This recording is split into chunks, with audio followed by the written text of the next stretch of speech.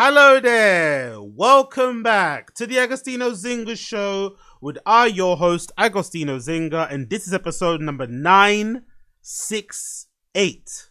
It should be episode number 968.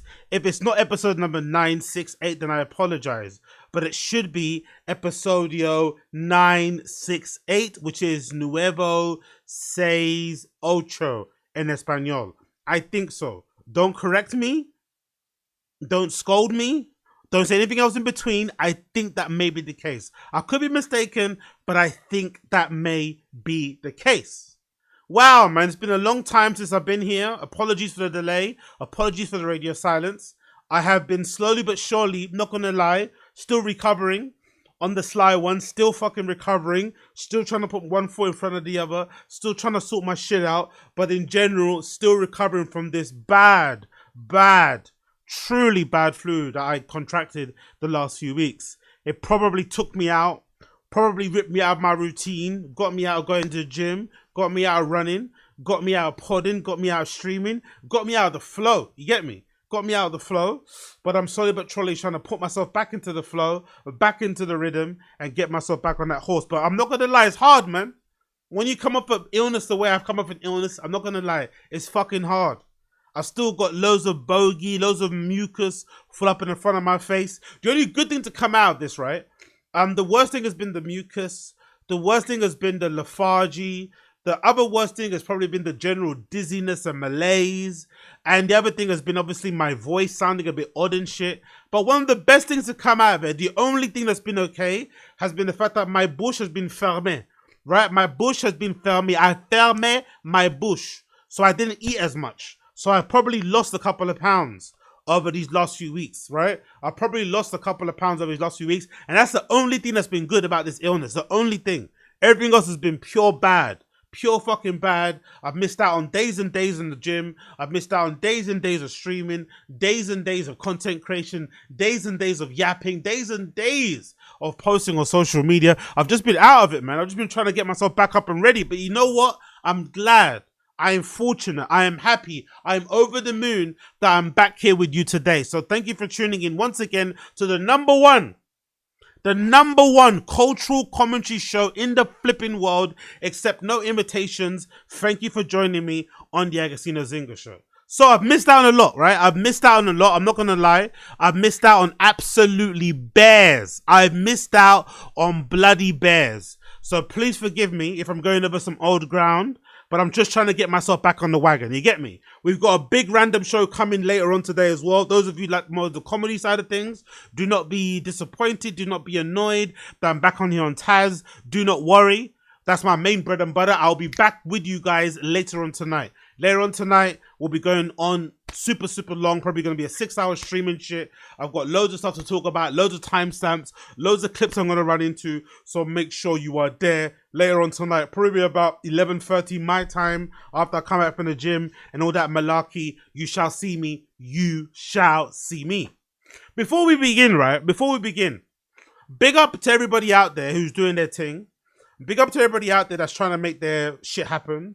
Big up everybody out there that's trying to carve a little corner of the internet for themselves. Big up everybody out there that's out there yapping, doing whatever they're doing.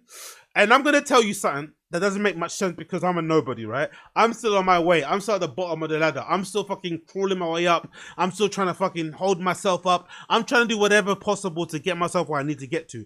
Pull myself out of the depths of fucking poverty. You get me? Pull myself single-handedly, myself and my family, out of the depths of fucking poverty. I'm still doing it. But in the midst of my sickness, in the midst of my low energy, in the midst of my D word, right? When I was really down, all my fucking sickness, all this stuff, I can't do what I want to do. You know what I thought to myself? I had a moment of appreciation. The moment of appreciation I had was when I glanced over to my shelf and I saw these fucking Spunge sneakers, which I spoke about the other day, right? I spoke about them the other day. I'm sure most of you have fucking heard me blabber on about getting sent these fucking beautiful trainers from the one and only Salehe Bembury. You know how it is. Big up my Spunge family. Big up Salehe Bembury for these, right? I had a little moment of reflection when I saw these on my shelf. And I was like, oh my God, I've got these, right? And then I had another little moment of reflection when I remembered I got these pair of fucking John Geiger 004s in the all white that I haven't even worn yet. I haven't even fucking worn these joints yet. I haven't even worn these fucking joints yet that I was sent by John Geiger a few months ago, I think. Right, I haven't even fucking worn these joints yet. I was sitting there thinking to myself, you know what? I had a moment of appreciation looking at these kicks I got sent by these people, thinking to myself, you know what? This has all been achieved. This has all been achieved by me just sitting on my side of the internet and just yapping. No connections, no links, no bring-ins, no friends to be proud of. You know that stuff that people do on the internet? Oh, I'm so proud of my friend, right? Everyone fucking wanking each other off.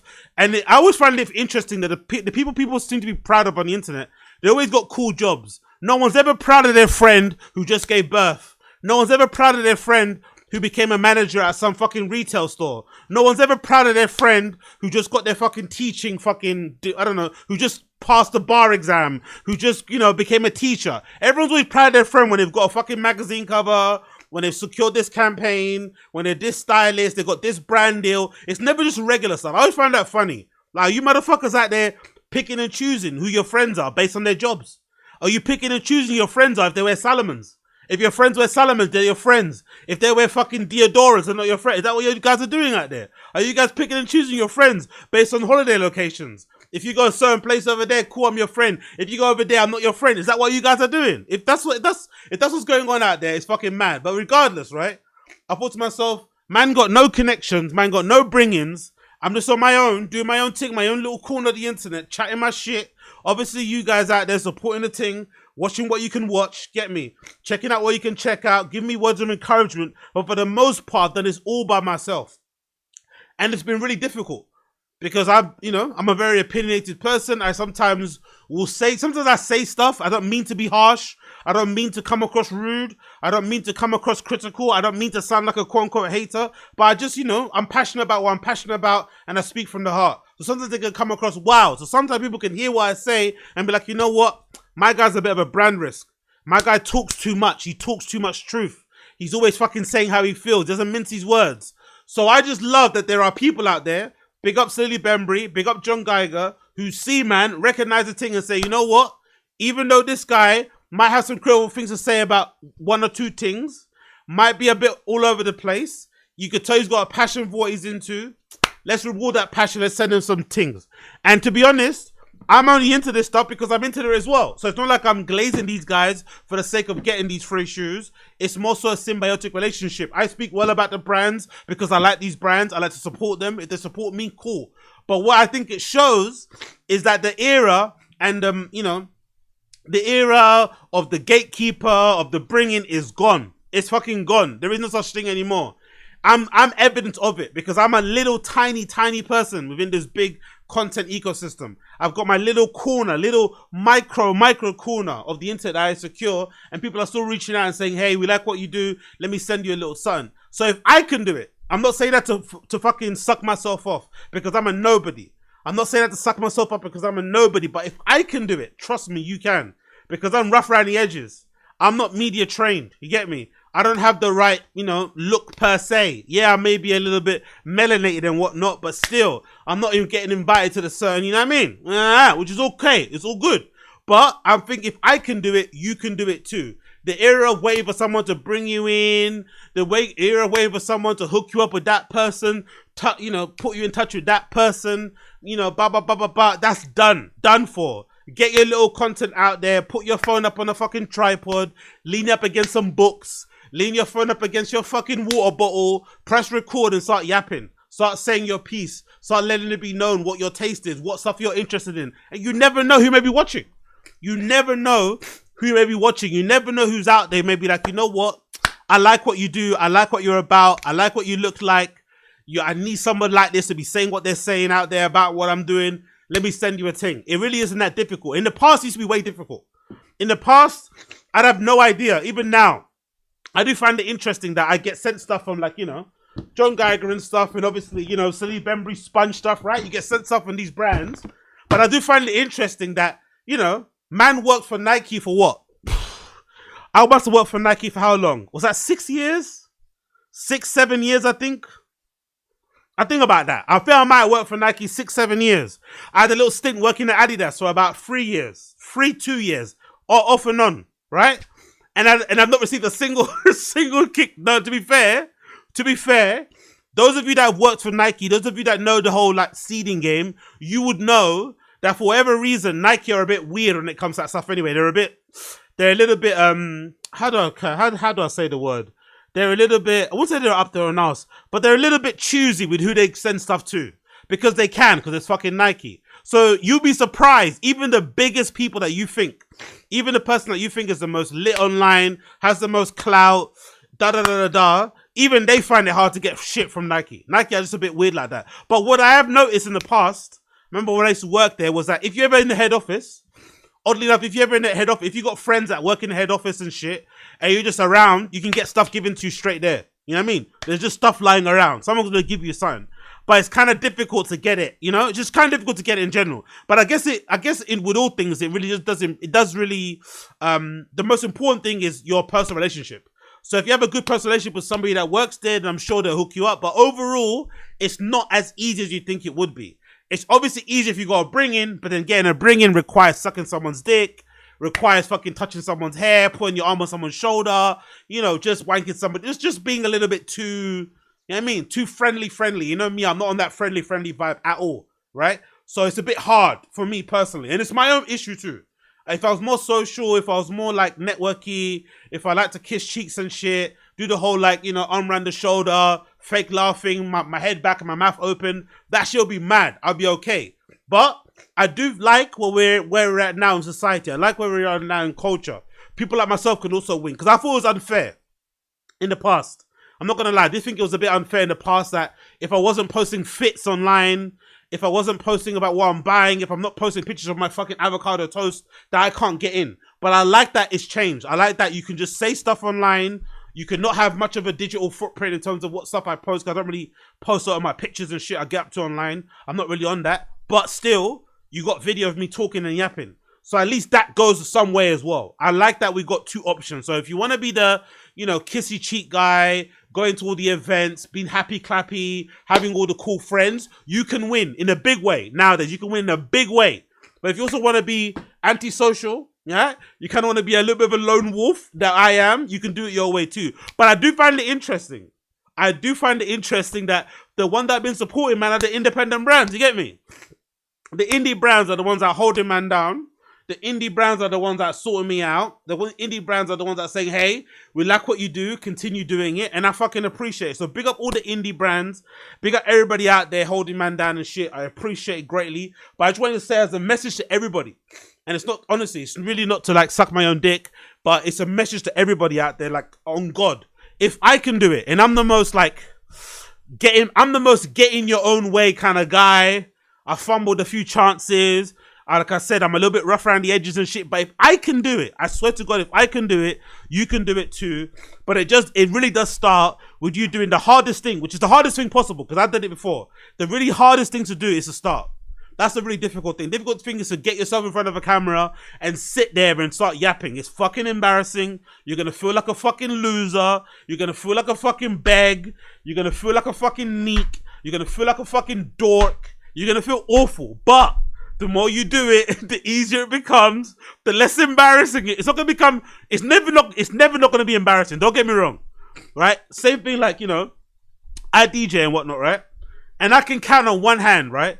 In real life, IRL, I can count on one hand the amount of times I said out loud, I DJ, I don't do it because it's fucking embarrassing. So you're never not going to get embarrassed by the fact that you upload content online. But over time, you'll get used to it and you'll be okay. And, you know, along the way, something will transpire. Now, it's not to say the goal should be free shoes.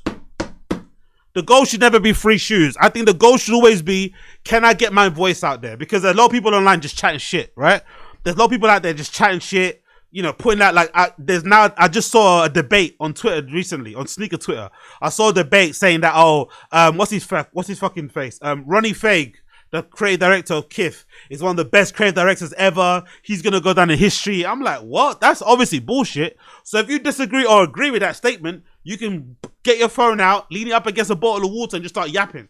You know, putting your opinion out there because there's more people out there who are talking shit. So you can go out there and be like, you know what? I'm going to counter this and I'm going to let people know that now Ronnie Fag is not Nego. You know what I mean? I'm going to set the record straight, you know, per se. That's what you should do. So big up everybody out there trying, putting their foot out, putting one foot in front of the other. It's difficult, it's hard. Keep your head on it, keep at it, and I guess one way or the other, it will work out. And if it doesn't work out, the journey will be fun anyway. You get me? Cool. Bless. All right, let's move on. Akaash Singh. Akaash Bloodfucking Singh. So most of you are aware of Wagwan with Akaash Singh. Akaash is going through a bit of an embarrassing moment at the on the internet. I think everybody has their turn where they get their lashings. Essentially, it all boils down to Akaash Singh's wife being a little bit, maybe embarrassing him a little bit on the internet with some of the things that she's been saying. Now, I'm going to have a bit of a, I wouldn't say controversial, but I'm going to have a bit of a different opinion than everybody else out there. Although I think Akaash Singh's wife is a bit embarrassing, and she's probably doing, not doing him any favors with how she's carrying herself online, I don't necessarily think that she's as much of a I don't think she's a slag as much as everybody thinks she is. And I think she's kind of playing up to the camera a little bit. I don't think she's as much of a slag as she thinks, as she puts out. And I also don't think she's as much of a nightmare as she makes it seem on the internet. I just think she's one of the type of girls who I don't know if that's something particular to like Indian and Pakistani girls in general. I don't think that is the case. I'm not going to say that, but I do remember being in secondary school and being around girls who had that type of humor, that type of like, dare I say, emasculating humor, And there's sometimes I saw it from my Somali girls, Indian girls, Pakistani girls, sometimes from Filipino girls. They have that kind of a humor. And I don't know if that's because societally, how they're brought up, maybe it's more of a matriarchy instead of a patriarchy. So the women kind of take the lead and they kind of wear the trousers, and the guys kind of like this relationship that they have, dynamic, where they kind of get rinsed, they kind of get taken a piss out by their wife, but they kind of enjoy it. I'm not sure what it is, but I wouldn't really put too much on what this girl's saying online. I think part of it is banter, part of it is just being silly online, and I think part of it is also like a cultural thing, They're a little bit, from Indian. I think they're Indian. I think Akaash is Indian. I don't think it's Pakistan. I think Singh is usually Indian, right? But in general, I think that's where it kind of comes from. So I don't think it's as bad as people are making it out as being, but it's not good. Let's just say that's not good. Now, the only thing that's not good about it is that on Flagrant, which is Akaash's podcast with fucking Andrew Schultz and the other guys, they're very well known for being very critical about people's relationships, right? They spoke very critically about, Steph Curry and Aisha Curry, Will Smith and Jada Pinkett Smith, whoever's in the culture now, doing their thing. They'd always have a lot to say. And I find it a bit weird how, since Akaash Singh's wife's gone viral for the wrong reasons, on their subreddit, you're not allowed now to talk about the wife. You're not allowed now to post what the posts that were going viral on the internet. They've kind of scrubbed the whole entire Reddit of any mention of Akaash's wife. And I think that's a bit weird. If you've got a comedy podcast where you yap about others, if you've got a comedy podcast where you talk about others, where you criticize others, when the fucking camera, when the light comes to you and points in your direction, you can't then run and hide. You have to face the fire, because you are all well and good pointing fingers at others, criticizing others, how they go about this. I would never do that. That guy's an idiot. That guy's a simp. This girl's this girl's that. Now it's on you. You're running away from it. I don't like that too much. But like I said already, I don't think it's as bad as everyone's trying to make it seem, man. So let's watch this clip. Courtesy of Too Lazy to Try. He kind of rounds it up really well. The title of the video is Wannabe Alpha Male Exposes Simp Comedian. Wannabe Alpha Male Exposes Simp Comedian. Let's go. Come on. There you go. Play. What I don't like, what I find corny is my preference is not my women. Now, I thought it was I'm not dating my women, period, which is the corniest human being outside of a criminal to me, period. It's just, those are your roots. Those women are reflected in your roots. Like, Akaash is the extreme. Like, Akaash only dates brown. Oh, okay. Akaash has been with one girl in his life who is his wife. That's my wife. That's an Indian woman. So this is like loyal through and through. Okay. The way I look at it is, you watch them you see them evolutionary charts from Neanderthal to Homo sapien. Yeah. Y'all are the first motherfucker out of Neanderthal. But grow with your audience. Mature with your audience. One person in the relationship, whoever cares less, has the leverage, and we want the guy to always care less. We want the man to wild. always have the leverage. Childish as fuck. And bro. you guys might not like hearing that. Childish. But we truly feel. I'm not. These aren't new beliefs, bro. You're not telling me some shit none of us have ever heard. We all heard this. I mean, I'm married. Akaash is married. Mark is married, right? Yeah. Like, it's possible. Now, granted, we might call you in 10 years and be like, y'all are fucking right. You know what I'm saying? Bro. All right, so 3 years ago, Fresh and Fit went on Flagrant, and Schultz and the whole crew, especially Akaash, called them out for some of their controversial takes and how they run their show, which obviously started a beef that reignites every now and then. And it just did recently because Myron discovered Akaash's wife is trying to be an influencer and has her own podcast, which Myron's been having a field day with because she's the exact kind of girl they warn guys about. And she constantly humiliates Akaash on social media. Like, people just keep finding worse and worse clips, and it's painful to watch. I mean, this girl, she's up there with Jada Pinkett Smith, which she'd probably take as a compliment. That's how wild she is. So I just wanted to warn people before I get into this, the cringe is almost unbearable. Like, every guy watching this is going to die inside a little. So Akaash's wife, I think she's 10 years younger than him, and she's trying to be an influencer, so she doesn't make any money. But by the way, off base straight away. Oh my goodness. Jesus Christ. I'm still ill. Please forgive me. Pray for me out there. Pray for me. She doesn't look 10 years younger than him, does she? Not that it matters, but I think in the scheme of, considering what's going on, I think that's what makes her look worse. I don't really necessarily think this makes Akaash look bad. I think really... Oh, Jesus Christ. Sorry. I think if anything, it makes her look worse because she's coming across very immature, very kind of bratty, let's say, right? Very infantile, but she doesn't look her age. That's the problem. I think maybe it wouldn't hit as badly. Maybe it wouldn't hit as badly what she has to say on the internet if she was maybe a little bit more. Because I think a lot of the stuff she's saying, she's joking. I really do think she's trying to be funny. It's just not coming across that well. Her sense of humor is whatever it is, right? But like I said, I think I've been to school. Like, big up everybody from East London. You know Wagwan when it comes to East London. There's a lot of these people from this community in this part of the, in London. And I swear to God, I've come across a lot of girls like this in sixth form, a lot of girls like this in secondary school. But that humor is a little bit, it's a little bit whatever. So I think if she was funnier, it would come across well. And I also think if she looked younger, it wouldn't hit as hard. But I think people look at her and think she's a grown-ass woman. But she's meant to be 10. She's still a grown-ass woman, don't get me wrong. But she doesn't look her age. So if Akaash is what? If Akaash is 30, she's meant to be 20. If Akaash is 40, she's meant to be 30. She doesn't look, she looks a little older. She looks like her and Akaash are the same age. So it's kind of coming across a bit mad. That's what I think is going on. I think it's a lot of optics, But I could be wrong.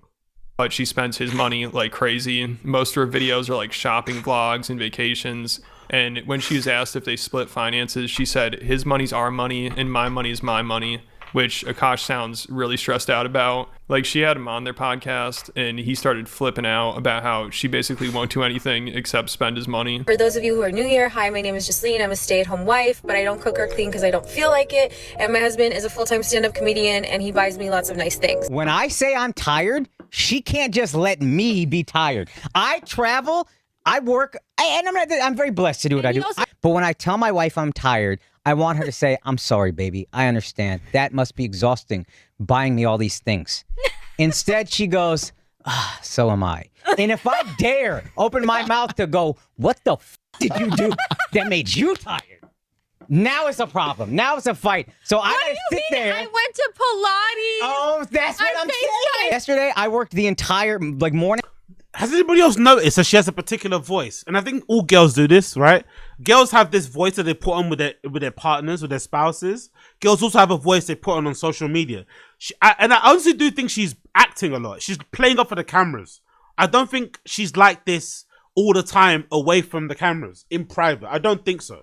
But I also think they kind of enjoy, I don't think it's culturally, but they just kind of enjoy this relationship where, like, he probably says stuff about her like, oh, your old ball and chain.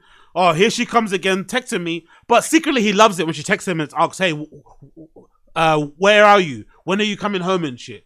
And he kind of probably likes it when she's asking him about buying something or spending money on a credit card. Some people have that relationship where they kind of like, it's almost adversarial, you know? It's almost adversarial. They like to always keep poking at each other, throwing little fucking subs. You know what I mean? Little sneak disses here and there. But it's done like in a playful manner. Now, to you and I, outside looking in, we could look at it and think, oh, this guy's getting mugged off. Yeah? But I also think maybe it's just the internet. There's just too much opinion about people's relationships and shit, you know? I don't necessarily give a fuck. Like, you know? Like, you're not fucking him up. You're not fucking her. Like, who cares? Really and truly, in the grand scheme of things, that's their relationship. So I think there's a lot of going on at the moment. There's a lot of going on. There's him being very judgmental of others.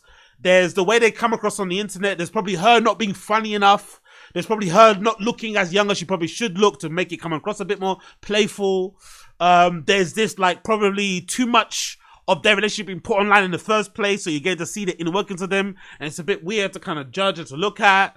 There's a lot going on there, but I don't think it's as deep as people are making it seem. And I don't know, maybe I'm making too many excuses, but I honestly don't think it's as deep people make it seem. I don't think it's that bad. Now, you cannot like it. You looking at it cannot like it. You can think this girl's embarrassing. You never want to date someone like that, and that's a red flag for you. Good.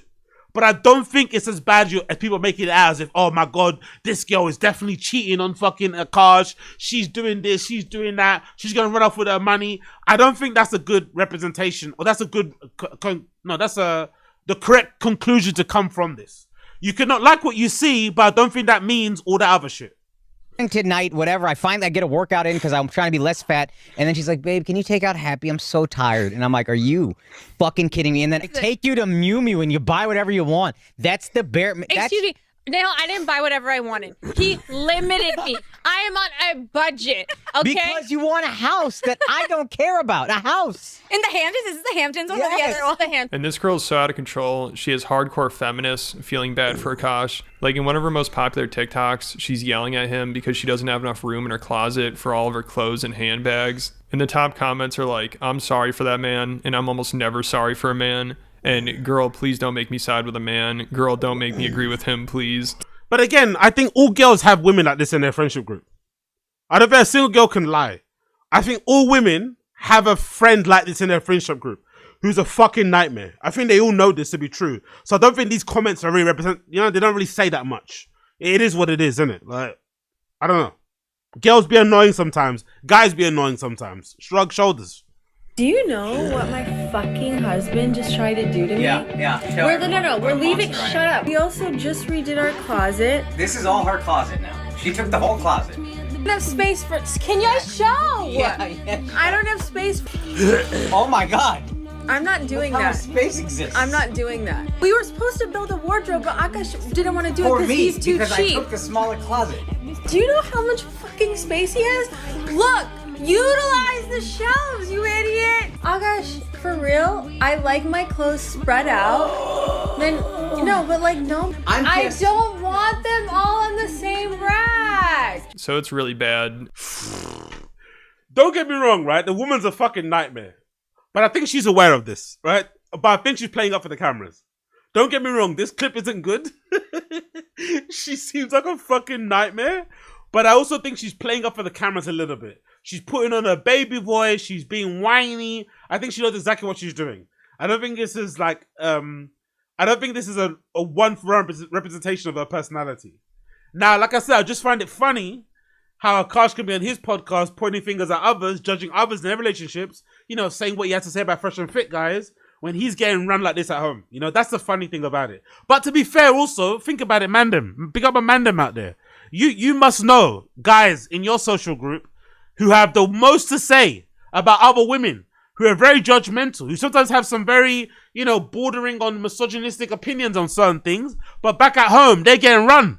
Back at home, their old lady is running them up and down. You know what I mean? They don't have any say on anything. So I do find it funny how people are like that, we can all be hypocrites. We can all have contradictions in our lives. It's just funny seeing this in like 4K. And it just keeps getting worse. I'm sure people are stressed out just watching this. Because also when she's not spending Akaash's money, she's publicly humiliating him on social media to try to make her own money and jumpstart her career. I mean, she has this dude completely wrapped around her finger because also she's the only girl he's ever been with. And looks-wise is out of his league. I don't think that's true though. I'm not gonna lie. And again, I don't think the looks thing is that important. I think people are putting a little too much emphasis on the looks thing. I think people, I don't know, I get, there's a lot of conversation online about looks, right, when it comes to relationships. And I wonder if a lot of it has to do with a lot of guys not maybe having experience with women in general.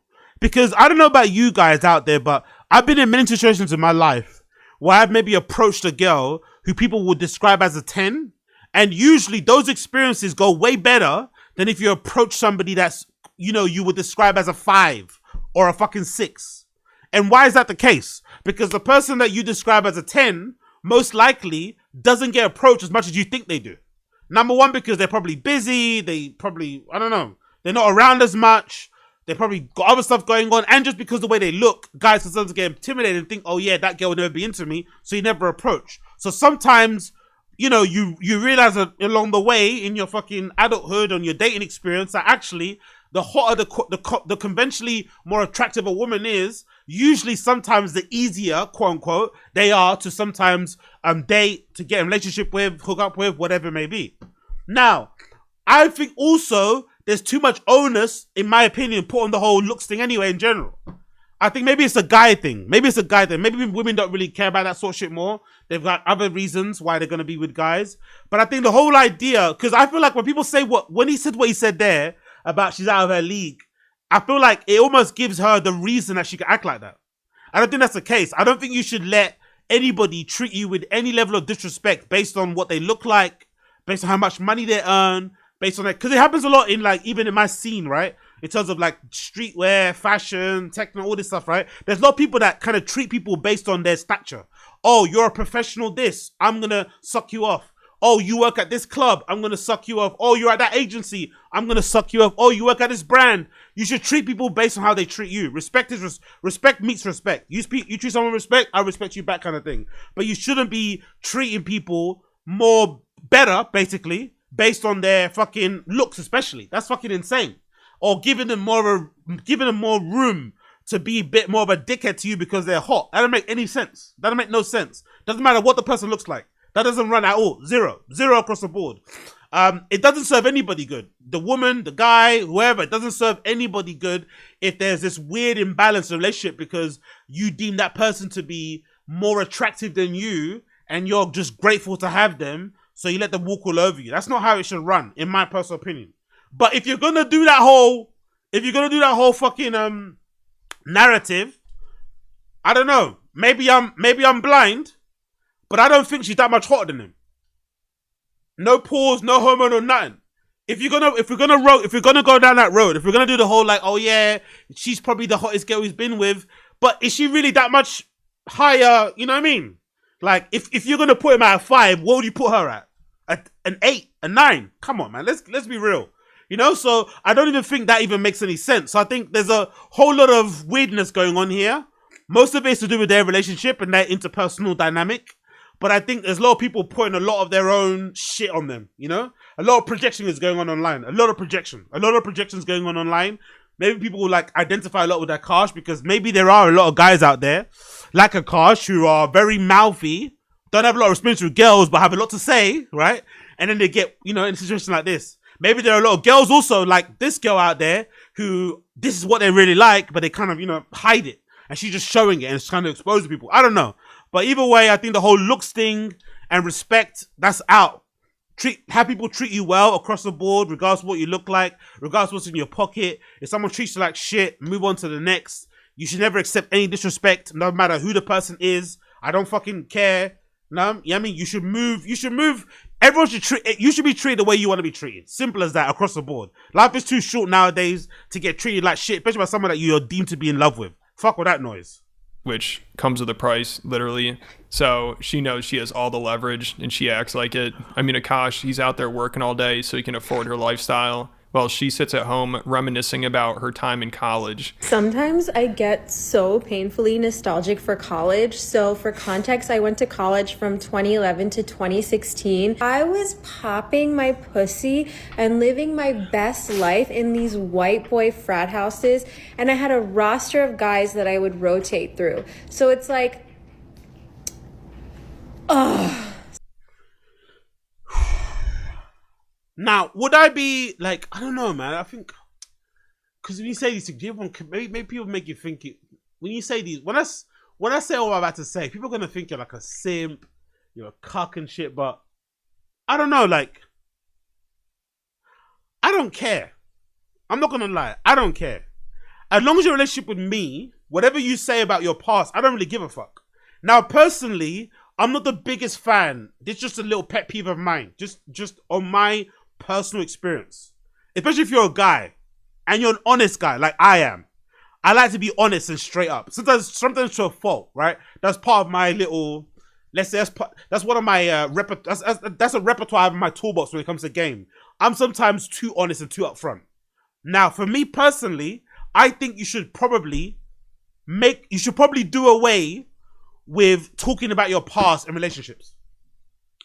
I don't think it's beneficial to anybody for you to detail how many people you fucked, how many people in relationship, like, and go in exhaustive detail about the stuff you got up to in the bedroom, the stuff you got up to in a club toilet somewhere, the stuff you got up to in the back of a cab, the stuff you got up to in a fucking top floor of a fucking bus, the stuff you got up to in a hostel, the stuff you got up to at church, whatever. I think you should keep that to yourself. Sometimes you take to your grave. Sometimes you take to your grave, sometimes you keep to the mandem. I just think when it comes to that sort of stuff, it gets a little bit But if I have a lady and she's on social media and she's talking about her life and shit, whatever, and she's playing up, it's whatever. Now, the issue comes here is that allegedly, supposedly, this girl was a virgin before she got with Akaash, and so was Akaash. Right? They come from a certain culture, certain background. Some people are saying the relationship was arranged. Who knows? Religious, whatever. Cool. But the genesis of it was that they were both virgins coming into it. Now, the only problem would be for me, if I was Akaash, if you're meant to be a virgin, why are you popping your pussy? And if popping your pussy doesn't mean what I think it means, what does it mean then? Because maybe a girl could tell me now, oh shit, Ago, you're not really with it. You're too old. You're on unk status right now. Popping your pussy means like twerking.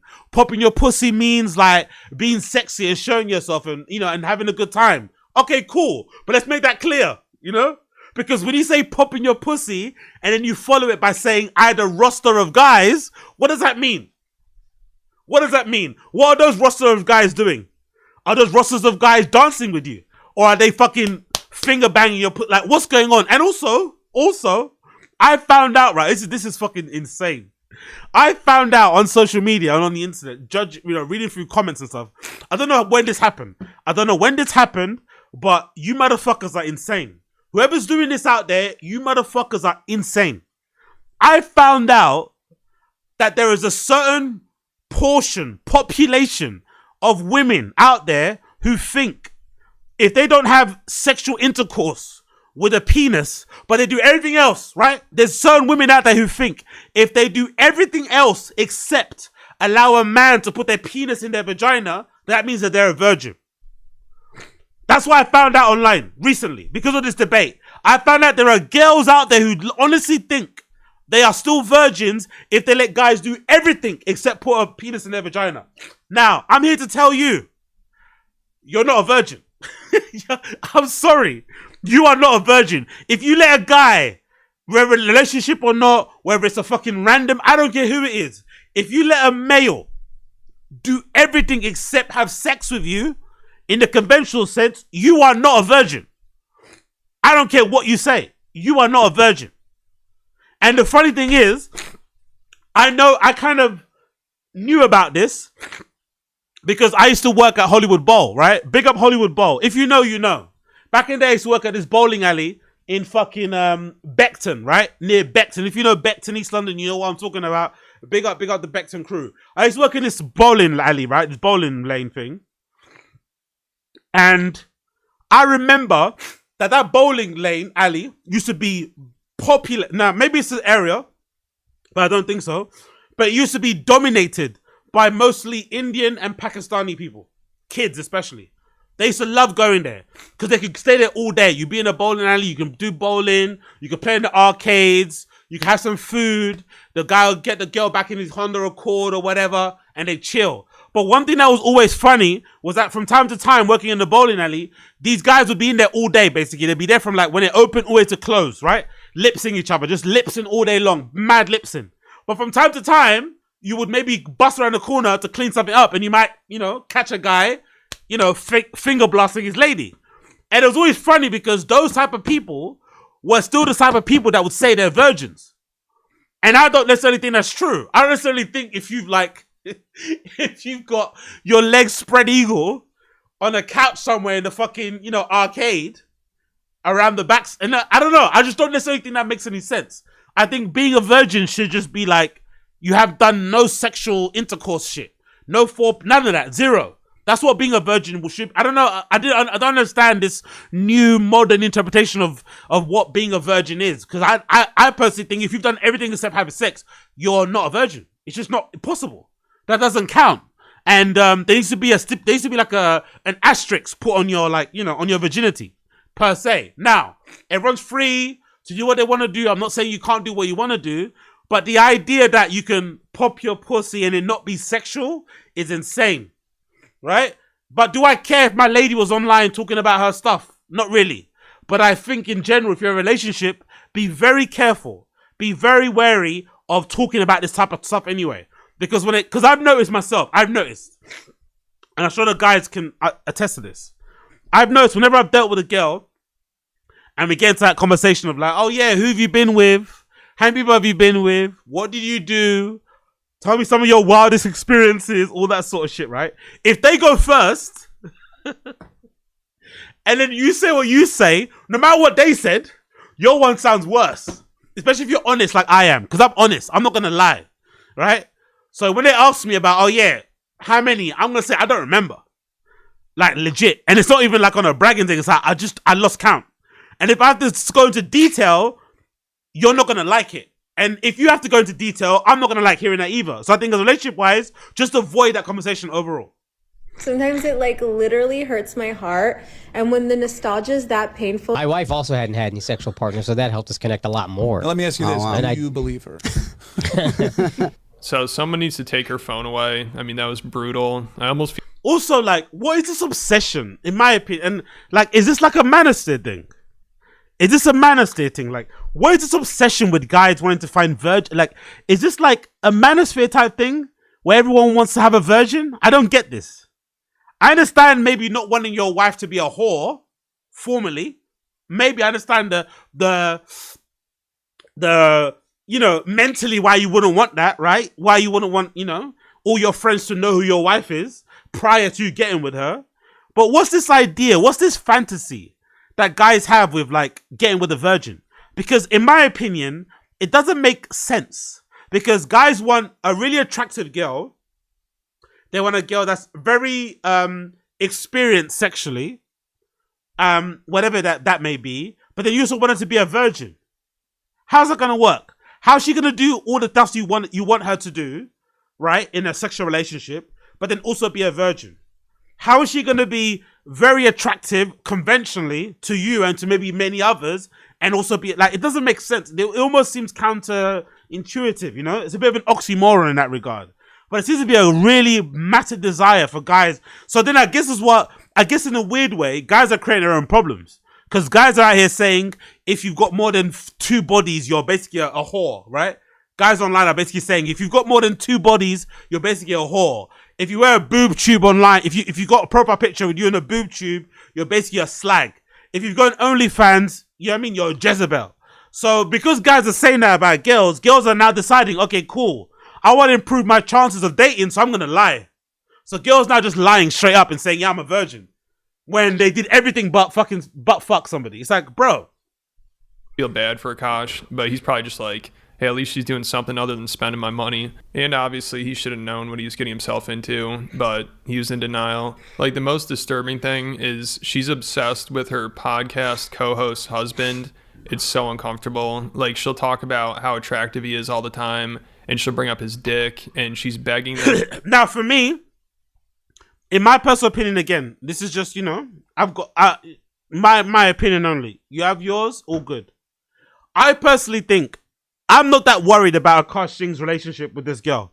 I think they have a weird thing where they like to kind of embarrass each other. He kind of likes how she steps on him a little bit and she treats him like shit online and talks to him in a certain way. He likes the fact that he can complain about her because she's a bit of a nightmare. annoying. But at the end of the day, she's making money online and getting attention. That money's going back to her family. He's doing what he's doing. They're gonna be good. It's not gonna be what I'm into. It's gonna be a bit cringe if you're their friend and you're out with them. They're gonna make you feel a bit uncomfortable from time to time. But that's what they do. The one that I'll be worried about is this girl's friend. That girl's friend better be careful. That girl's friend has to keep an eye out on her husband, because the way she talks about her friend's husband, that's the one that I'm a little bit at. If you're a girl, that's not girl code.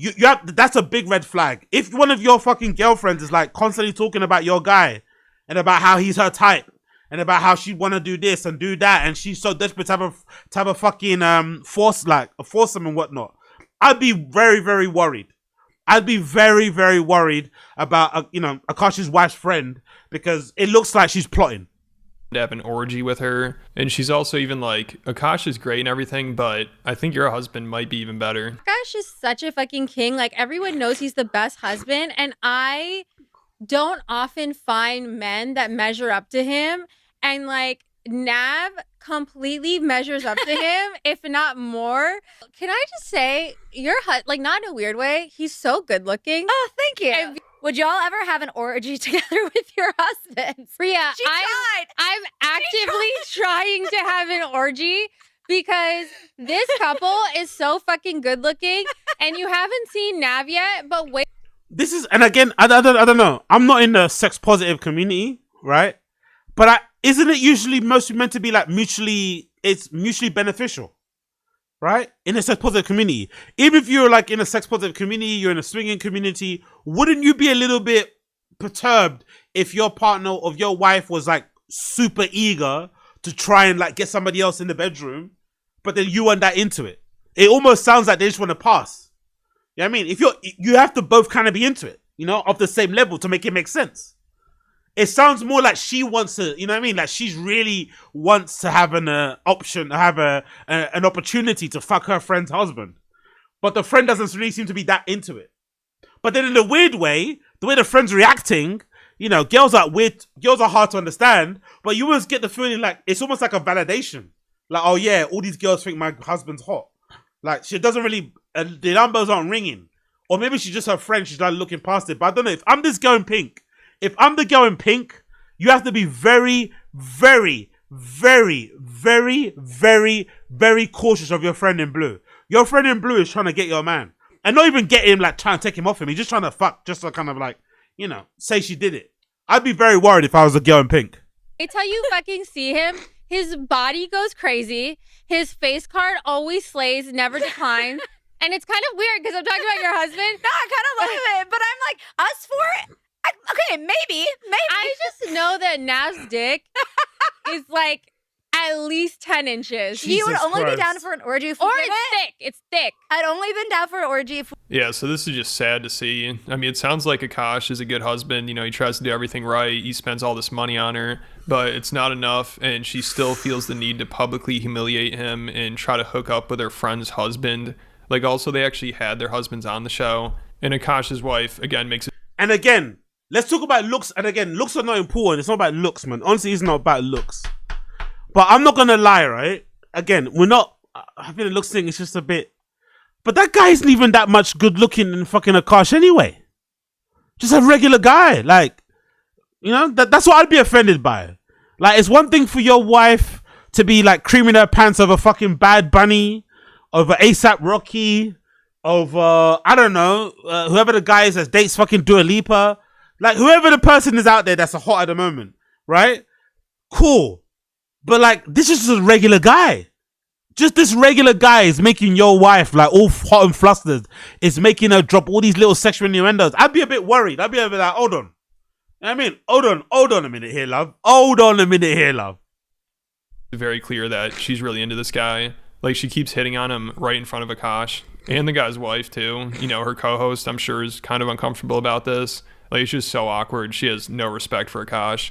And he's like, yeah, I think the guy's great, too. But it's kind of annoying how great he is. Which he's probably annoyed that his wife clearly wants to be with him. And she doesn't even try to hide it. Like, she brings up the orgy again and his dick. and then said she's really nervous about meeting his dad for some reason. I mean, she just cannot help herself. And Akaash, he just sits there and takes it. You know, I guess he's at the point where he just has to let her do whatever she wants. So this is just such a mess. I can't believe it's real. You know, I feel like somebody needs to step in and just be like, all right, this is too far. You guys can't be doing this podcast anymore. This is too much embarrassment. And of course, she's giving Myron from Fresh and Fit all the ammo in the world to go after Akaash. And can I say this is the best husband I've ever seen? And I'm not even saying that hyperbolically. It's a little annoying. And then like he's just getting in better shape. Each other off. All right. We might have. Oh, what are y'all doing this whole time? Drake is your Taylor Swift. 100%. Exactly. I'm toxic. How do you think I have to keep up with her? No, he be saying some boss ass shit. What is the stuff he says to you that I'm just like, that's fire? Oh, Nash just puts his dick out on the table. There's a difference between Girl. You know what's funny though? You know what's funny? Try and reverse this though. Just reverse this. Let's just reverse this, right? And let's imagine Akaash talking about that girl in pink this way. Oh my god, man. I bet she's tight as fuck. I bet she has like crazy. She has no gag reflex. Right? Like imagine Akaash saying that about the girl in pink. Let's just reverse the roles a little bit. That's the thing that's really weird. Like the double standards is like, that's what I think is really important. Forget the looks thing. It's really important to find somebody that just treats you with respect across the board. Because if this was the other way around, if Akaash was talking about, like, I don't know, man, like, there's just certain things I just think should just be like, you know? That's what's important. Forget looks. Forget fucking looks. Forget your wife being a bird. Like, just find somebody that treats you with respect. Find somebody that lifts you up. Find somebody that talks about you in a good way amongst your friends. That doesn't try and disrespect you amongst your friends. Like, I've known people, right? And I'm sure some of you are the same. I think my parents were like that, right? Our parents' generation were like this. Where, like, even if they were beefing at home, when they go outside, they're talking about each other in glowing terms. They're all over each other. Smooching, kissing, my baby, my boo, my angel. Like, they're giving each other all the compliments outside. You'd never know they were beefing at home. You'd never know in a car they were fucking going at it. You know what I mean? They're not outside, like, you know what I mean? Like, showing that they've got a bit of a division or they're going through a rough patch, you know what I mean? But these motherfuckers are out here on podcasts talking about, you know, other spouses in front of each other. Like, it's just like, I don't know, it's like, would you like that if Akaash did it? If Akaash did that to this girl in pink, would she be okay with it? I don't think she would. That's the funny thing as well about these type of girls. These type of girls that are talk this way are usually the most possessive. Like, if Akaash is a bit more bossy, talked a bit more with his chest, if Akaash was a bit more open about, because Akaash isn't even he's not even the type of guy that comments on other girls, you know? He's one of the type of guys that's kind of like, you know, he's a bit simpy in that regard. He doesn't even talk about other girls. He won't even say, oh yeah, objectively, you know, I don't know, Tyler is hot, you know? He won't even mention that. He won't even say, oh my god, do you see that new video of like fucking, I don't know, Adele or whoever it fucking may be. He's gonna keep it cool. He's gonna keep it, you know, gentlemanly. But if Akaash was a bit more bossy and had a few more female friends and didn't mind taking pictures with some groupies after his club night and shit, that girl would be mad jealous, you know? She'd be mad angry. She'd be posting fucking red face emojis all over the fucking comments. But here she is talking about, you know, the other guy has a thick dick. It's like, damn, woman, damn. A scammer and being a hustler. Two very different things. Okay. I'm a hustler who scams a little bit. I'm not a scammer who I'm not hustles. gonna lie, that was sexy, and that's why I'm actively trying to have an orgy. Wait, he used to sell like iPhones, buy iPhones and sell them. Have you seen his Instagram thumbnail? You know, I've shown that to multiple dudes. Also, I don't like this too. I don't like this like self-deprecating humor thing he's doing with his boy. Like, you don't do that. You don't do that, man. You hold yourself up. You know what I mean? You put your chin up. You talk about yourself in a big way. You don't like defer to your, I don't know. I don't like this type of dynamic anyway amongst the mandem. I think that's weird. We're like, oh yeah, man. When he comes in, bro, all the girls are gone, bro. We got no chance, man. When so-so comes in, man, we all got no chance. Nah. Men don't talk that way. Men don't talk that way. Like, it doesn't matter what your friend looks like. You have to carry yourself in a certain way too. Like, nah, I've got a chance too. Let me have my chance talking to her too. She's gonna know what I got. Do you know what I mean? You can't be like, the way he's, I don't know. I kind of feel like, this is again, I'm not trying to absolve her of blame, but I kind of feel like he kind of lets her treat her that Akaash lets his wife treat him the way he does, subconsciously by the way he speaks about himself. If that makes any sense, he doesn't really carry himself in a certain way. You know what I mean? He doesn't carry himself in a certain way or come across a certain way. So I think his wife like acquiesces and thinks, oh yeah, cool. You're a bit of a bitch. You're a little bit of a, you know what I mean? I'm gonna say what I want to say about you. Don't get me wrong. I think it's part of their humor. I don't think it's as bad as people making it out as to be. I think she's playing up for the cameras a bit. She's trying to go viral, da-da-da-da. I don't think it's that bad. But I think that little interaction just there between them, I think says a lot, because he's like deferring a lot to his boy. Oh man, my boy. Oh, you see him? He's the best husband. What? When he walks in, man, it's honestly over. Get the mops out. It's like, bro, talk about yourself like that. Talk about yourself like that too. Oh, look at my wife's podcast partner's husband. It's crazy. Ain't that crazy? I've shown it to multiple guys. I've also shown it to multiple people. I'm meeting Nav's dad tomorrow, and I will say I'm fucking nervous because he has the, not to be weird, but he has big dick energy. So now what? She wants to fuck the guy's dad. So now your wife is she's not only fantasizing about fucking your best friend, she's also fantasizing about fucking your best friend's dad. Okay. Cool, man. And he's obviously based off stories. Yeah, he's a don. Let's face it. But thank you guys for being on the main character pod. We love you. We hate you. I guess we respect we you. love you, but I actually love you and want to fuck all of you. Yeah, so hopefully Akaash's face says a lot though, doesn't it? Akaash's face there at the end says a lot, I think. Very uncomfortable, very awkward. Yeah, I don't know.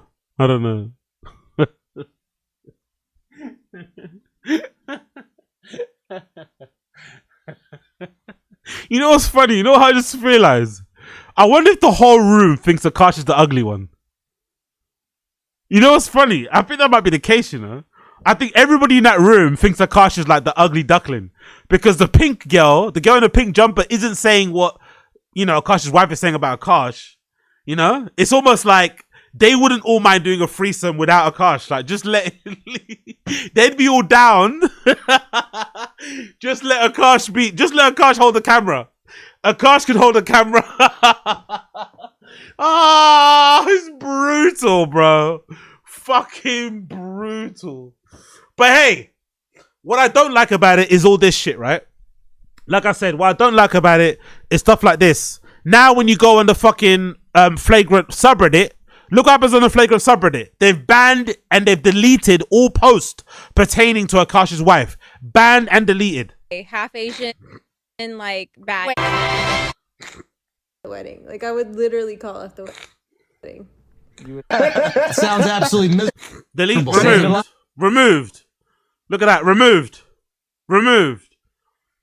Does he have removed a girlfriend? Like, What is the number for your removed? Fucking hell. And that's the thing about these comedians. They love to say a lot of shit. They love to have an opinion about everybody else. But the moment the attention gets put on them, suddenly they're fucking panicking. They don't want anyone to say nothing. Oh no, leave me out of it. I don't want to take part of it. Please no. It's like, no. If you give everybody else lashings, if you're out here pointing your finger at everybody else, that's a fucking issue. Now, I've been very, I would say, understanding, right? And complimentary. No, it's a compliment. I've been very, what's that word called? I've been very, what's that fucking word called?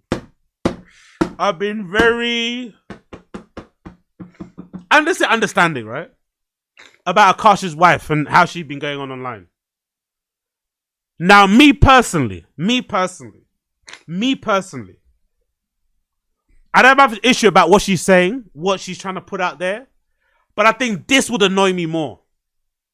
This sort of stuff would annoy me more than all the stuff that she's doing online. This is a video of her at some treatment place getting something done to her bum. Not sure what it is getting done to her bum. Maybe it's a hair removal. I don't know. But there, she's laying down on some table with her cheeks out. Looks like she's wearing a thong. looks like she is. And yeah, let's play the video. Get this little. It's a ring light. Dr. Trevor, what are we doing? So, Jasleen sustained a bruise through some physical activity at home.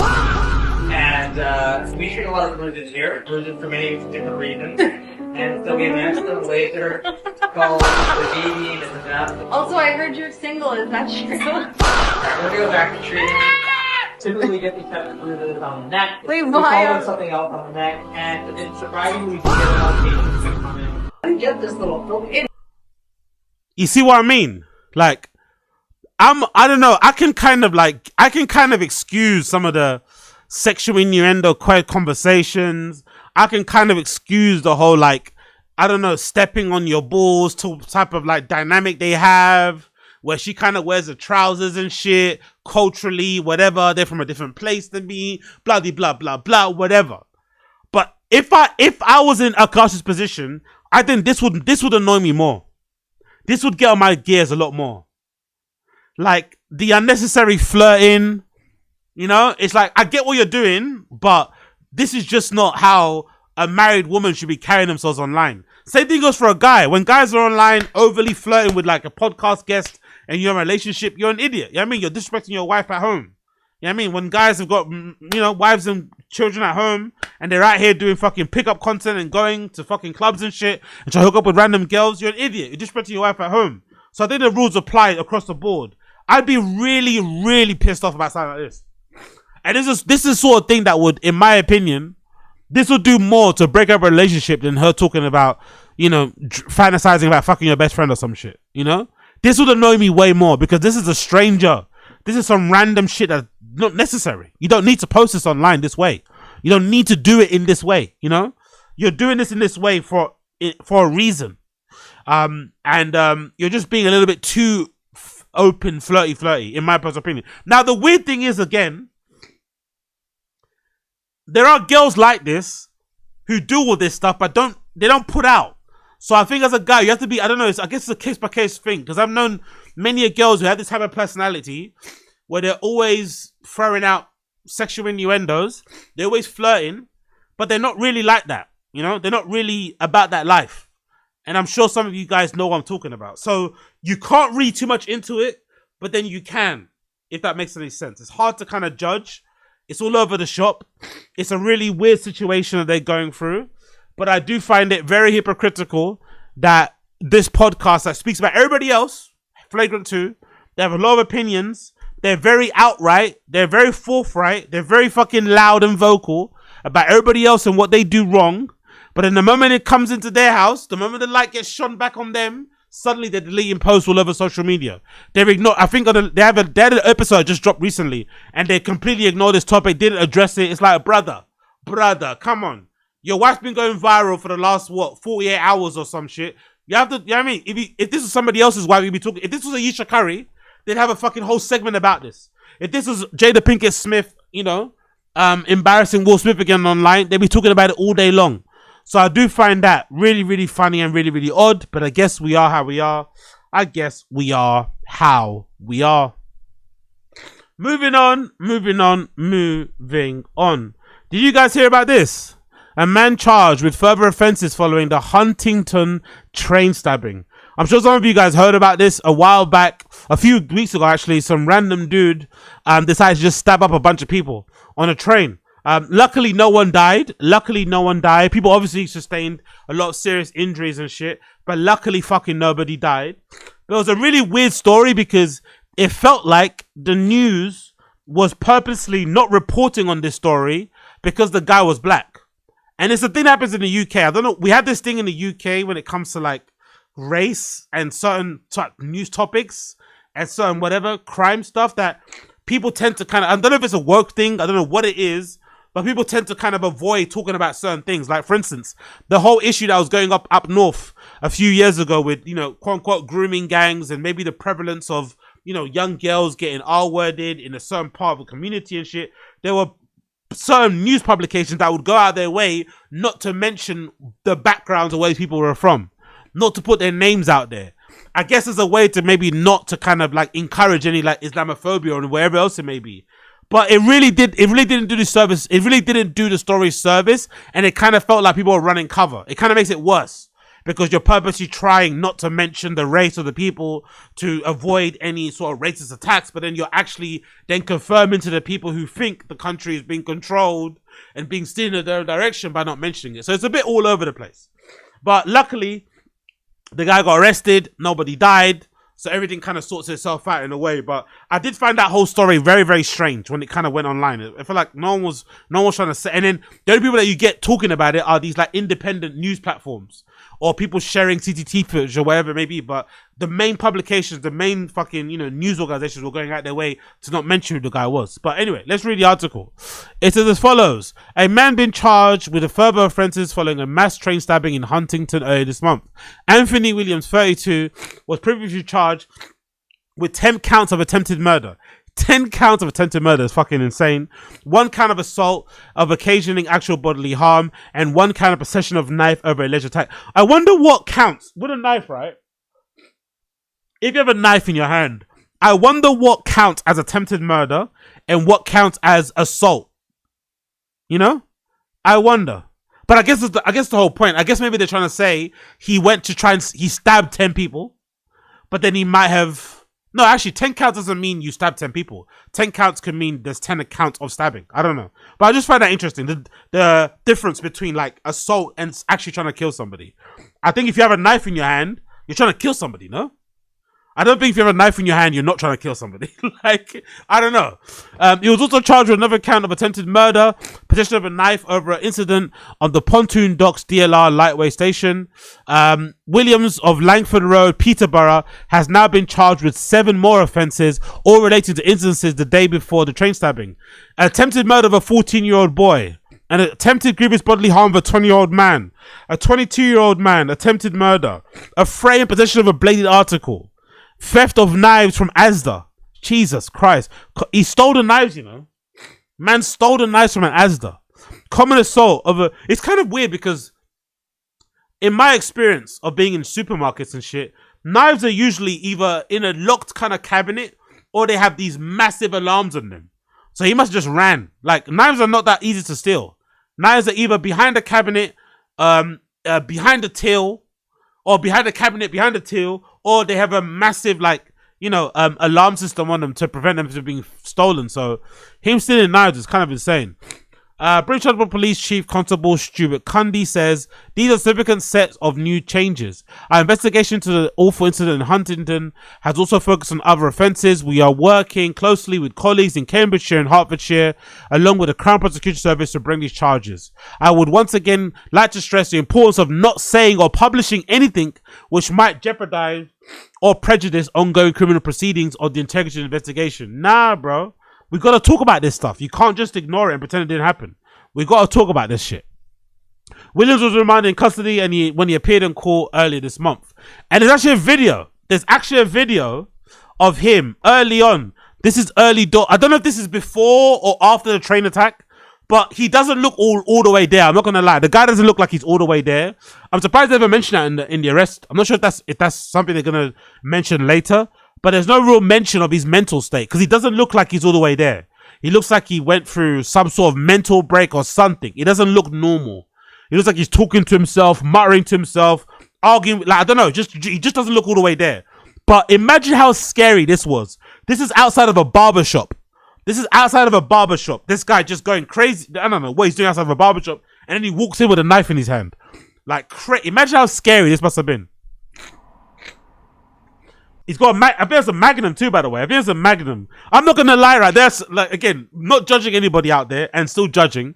I think if you're above the age of 18 and you're drinking Magnums and Buzzballs outside, raw dog in it, there's something wrong with you. I'm crossing the street. If I see a grown-ass man in a Nike tech suit drinking a Magnum, I'm crossing the road. Pause that. Look at that.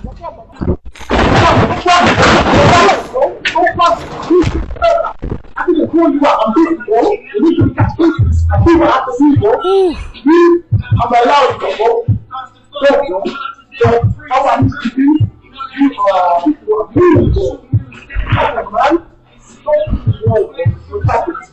Holy shit. Holy shit. Holy shit. Holy fucking shit. Holy fucking shit. Holy fucking shit. I'm allow you. Yo, I don't know. I would have flung a fucking Dondez at his head or something, man. There's mad heavy stuff in the barbershop. There's like mirrors, there's clippers, there's combs, there's afro sponges. Do you know what I mean? I would have threw something at him. But I guess the danger is if you throw something, he might go crazy and lunge at you. And that's a big kitchen. That's one of them kitchen knives that you do that shit with. You know what I mean? They go, that's a big kitchen knife. I mean, stainless steel the whole way through. When that sinks into your heart, you're gone. You know what I mean? You're meeting your maker. GoFundMe pages everywhere. But that must be fucking scary. And there's a couple more clips here. There's people running down the train station platform away from him. Fucking hell.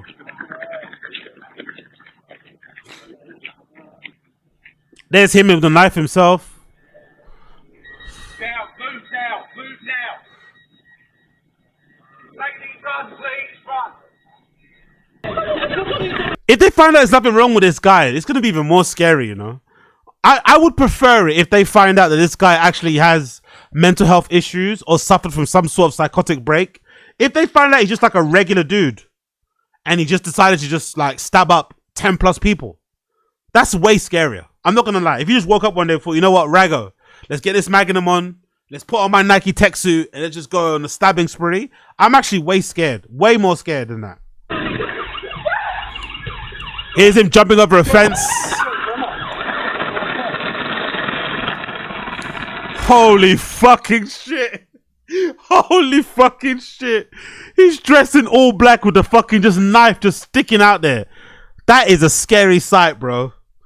I'm not surprised people run away from black people. Imagine seeing a black man walking down the street like this.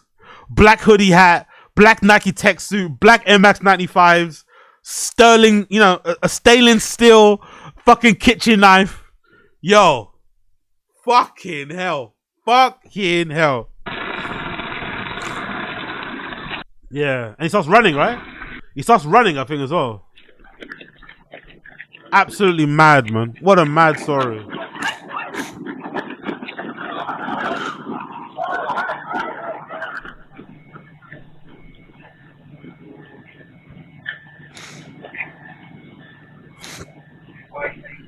A brave rail worker approached him. No, he didn't. He wasn't brave. He just went to check away Wagwan.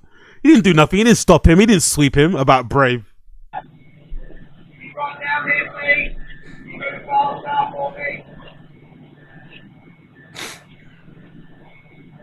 He walks back a bit. He's spacing back. Yeah, then Move now. Yeah, he's not brave anymore. He's running now, isn't he? He's fucking running.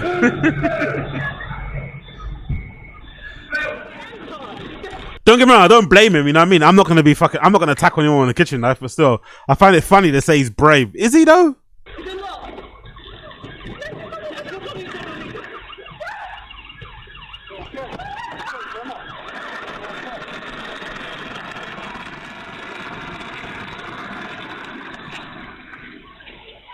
Yo, they're gonna throw the fucking book at him, bro.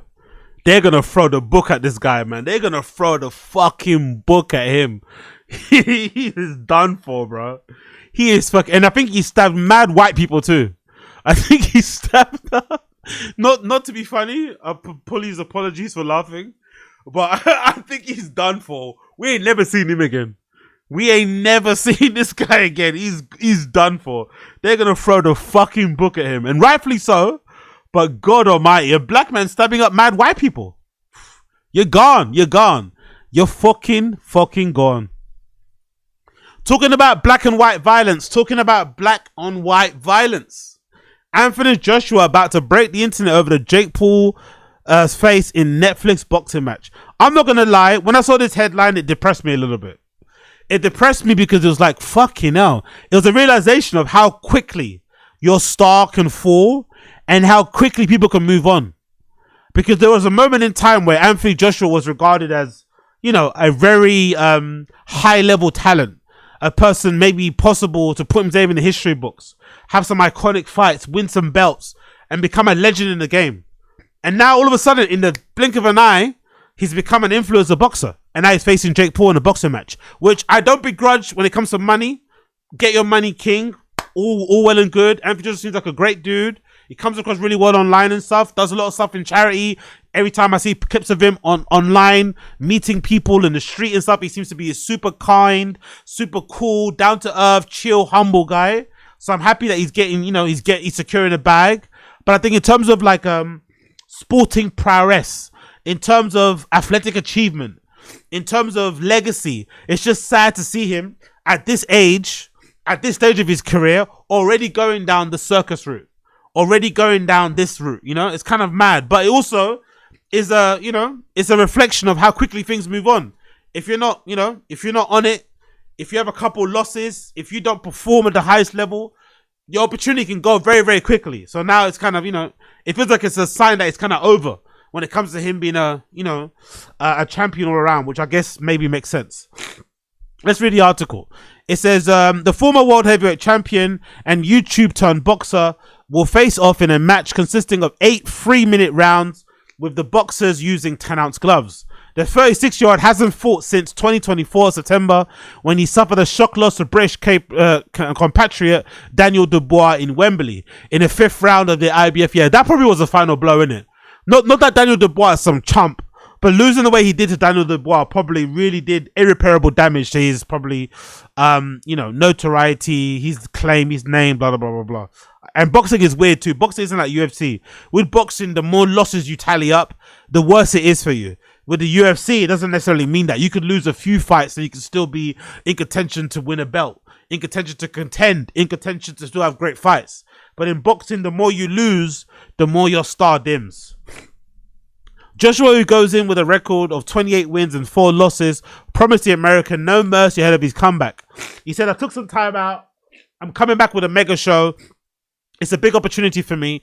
Whether you like it or not, I'm here to do massive numbers, have big fights, break every record whilst keeping cool, calm, and collected. We want you to win belts, Anthony Joshua. We want you to be an undisputed king of all the belts, brother. We don't want this, but hey. Mark my words, you'll see a lot of fighters take these opportunities in the future. I'm about to break the internet over Jake Paul's fights. Yeah, because there's money involved, isn't it? There's money involved. I get it. There's money involved. And we also have to give Jake Paul a lot of credit. We have to give Jake Paul a lot of credit for consistently keeping this thing up. This charade of this fucking game, this gimmick of like him doing boxing and people wanting to watch him fight so that he could lose and get knocked out because they hate him. But the weird thing is that he's weirdly good. He's actually kind of big. He's actually kind of strong. He's actually got quite decent punching power. So it's not likely that he's ever going to get slept, really, especially how he picks and chooses his opponents. Maybe this Anthony Joshua thing might be the closest we might get to it. But again, Anthony Joshua isn't known as a knockout artist either. So I do think it's very smart on Jake Paul's side of things to keep this thing going up where everyone keeps watching, hoping he gets knocked out, but they're not realizing that every fight he has, he's getting better and better. Every opponent he fights, every time he trains. So it's not as if he's going to get knocked out the way you think he's going to get knocked out because he's also got a decent base anyway. So it's a very, very smart move from him. He said, for Jake, this is good doing the impossible, silencing the doubters and putting himself in a position to be a conversation for a belt. And he gets it if he beats Anthony Joshua. And for Joshua, it's pretty simple. He's been out for quite a long time. He comes back, does one of the biggest events in the world. And if he knocks out Jake Paul, he'll be idolized by many within the boxing. He continued, what we've accomplished in 4 years with Jake, with no amateur background, no Olympic pedigree, makes everyone kind of take a step back and say, what's going on here? How is it possible? It angers people in boxing that he can come in and get as much attention and notoriety as we quickly have. But I think a lot of that's to do with money. A lot has to do with money. He has the money to put on these big shows. He has obviously the notoriety to kind of carry it and to obviously sell out the tickets. And a lot of it also comes, like I said before, from the hate factor. Even though I think, weirdly enough, Jake Paul's probably in his most least hate-worthy era ever. He talks very well about fighter pay. He's always advocating for that, even in boxing. He puts on a lot of great cards in general, even when he's involved in them. He's not always about him. The undercards are usually pretty good as well. So I think it's a really strange time. Like, everyone wants to watch Jake Paul get knocked out, but he actually comes across like a pretty decent dude. Ever since he's not been on social doing like YouTube content, he comes across like a pretty chill dude. I'm not gonna lie. So it is a very interesting charade they got going on there. Paul was due to face Gervonta Davis this month, but the bout was cancelled after a civil lawsuit was filed against the WABA champion. The 28-year-old has a 12-1 record. Last fought in heavyweight when he beat Mike Tyson by unanimous decision in November last year in what then was 58-year-old's first fight in 19 years, before following up with a June fight with unanimous decision victory over Julio Chavez Jr. Paul labeled the fight in Miami Judgment Day. He said a professional heavyweight fight against an elite world champion in his prime. When I beat Anthony Joshua, every doubt disappears. No one can deny me the opportunity. To all my haters, this is what you wanted. To the people of the United Kingdom, I'm sorry. On Friday, December 19th, under the lights in Miami, live globally on Netflix, the torch gets passed and Britain's Goliath gets put to sleep. Fair play, man. Fair play. Fair fucking play. Everyone's going to be watching it, hoping he loses. He won't obviously lose. He'll probably go to decision. I don't know if he's going to get slept either. I think it'll be a tighter fight than probably people think it would be. It's just sad knowing, thinking Anthony Joshua is going to be this big champion. It's just kind of sad to see where things have kind of panned out. But I guess that's the nature of the beast. I guess that's the nature of the beast. Moving on. Sorry about that. Moving on. Let's talk a little bit about Pharrell. Pharrell Williams, was at this conference, something, I don't know where he was at, talking about being black and shit, DEI shit, and people got really upset because Pharrell, according to the quote, says, "Do you want the job because you're black or because you're the best?" Pharrell explains why he hates politics and says supporting a business shouldn't be based on someone's skin color, but because it's the best. So Pharrell is anti-DEI, right? Diversity, equity, and inclusion. But some people would suggest that he didn't get that Louis Vuitton job based on how good he is at designing clothes, right? Some people suggest he partly got that Louis Vuitton job mostly because of the legacy of what Virgil Abloh left before him, RIP to the great Virgil Abloh, and obviously because he's black, following the footsteps of Virgil Abloh, RIP to him, and obviously because of who he is as a person, known for his music, his fashion, his style. But he probably didn't get the Louis Vuitton job because of his design chops. I think even he can admit that. But the funny thing about this clip is that I don't think Pharrell's in the minority. I think this is a common opinion held by a lot of people that get DEI hired. And I wonder why that is. I wonder if it's like a scarcity thing. I wonder if it's like a fear thing. Maybe it's a fear thing. Maybe people that think like this, maybe people who get hired under the suggestion that because of their skin color and shit, maybe they get this defensive and they have these really weird opinions because they somewhat don't want anyone else to get in, because the more people get in, they might take their job. Maybe that's part of it. But I do feel like this is not the first time I've heard somebody who is a classic, what you describe as a conventional DEI hire, have very anti-DEI opinions on things. I feel like this is across the board. And I'm trying to figure out why that is in my head. But let's play the clip of Pharrell answering this question. As we look at what's going on, the current political climate, I'm just saying I don't want to turn anybody off, I hate politics, like despise them. It's a magic trick that it's not real. I don't believe in either side, so I think when you pick a side, you are inadvertently supporting division. Yeah, it's not a popular point of view, but I just got to say, think about it. The wells are drying up, and now the diversity's off the table, now equity's off the table, now inclusion's off the table. So that makes me ask myself, okay, so how do we survive? Well, are there black people here tonight? Yeah. And in your heart, do you think for what it is that you do and who you are, do you think you're the best? Okay, so do you want the job because you're black or because you're the best? The best. Do you want someone to support your startup because you're black or because you're the best? Yes. Right, so I think now for me it's about us having the best ambition. That's the reason why you should support these businesses. Yes, they happen to be black and brown, But it should be based on the thesis that we're the best, not because we are a total shade of a skin color. That's a point of view that I have now that I'm resting on. And if diversity, equity, and inclusion ever comes back in style, cool. But in the meantime, I want to focus on being the best because I can bank on that. Because that's what's going to get you the position. I don't want you to give me anything. I want you to panic and not let me out the room because I'm the best. Now, I kind of get where he's coming from. Generally, I understand, but I do find it rather insulting. First of all, I think the whole politics is a waste of time, why get involved in it, focus on your work type of point of view, that comes to a point of privilege. I think you can say that. Pharrell's probably never had a job in his entire life, right? I would imagine.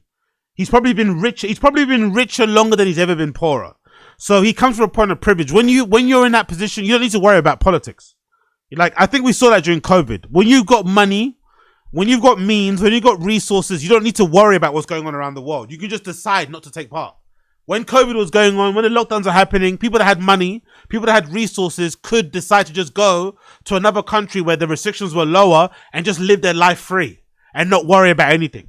People could decide to take time off from work and not worry about anything. But you and I, we had to be glued to our TVs, following the news. We had to be paying attention to politics because it was impacting our regular lives. It matters to us. We had to keep in touch with what was going on.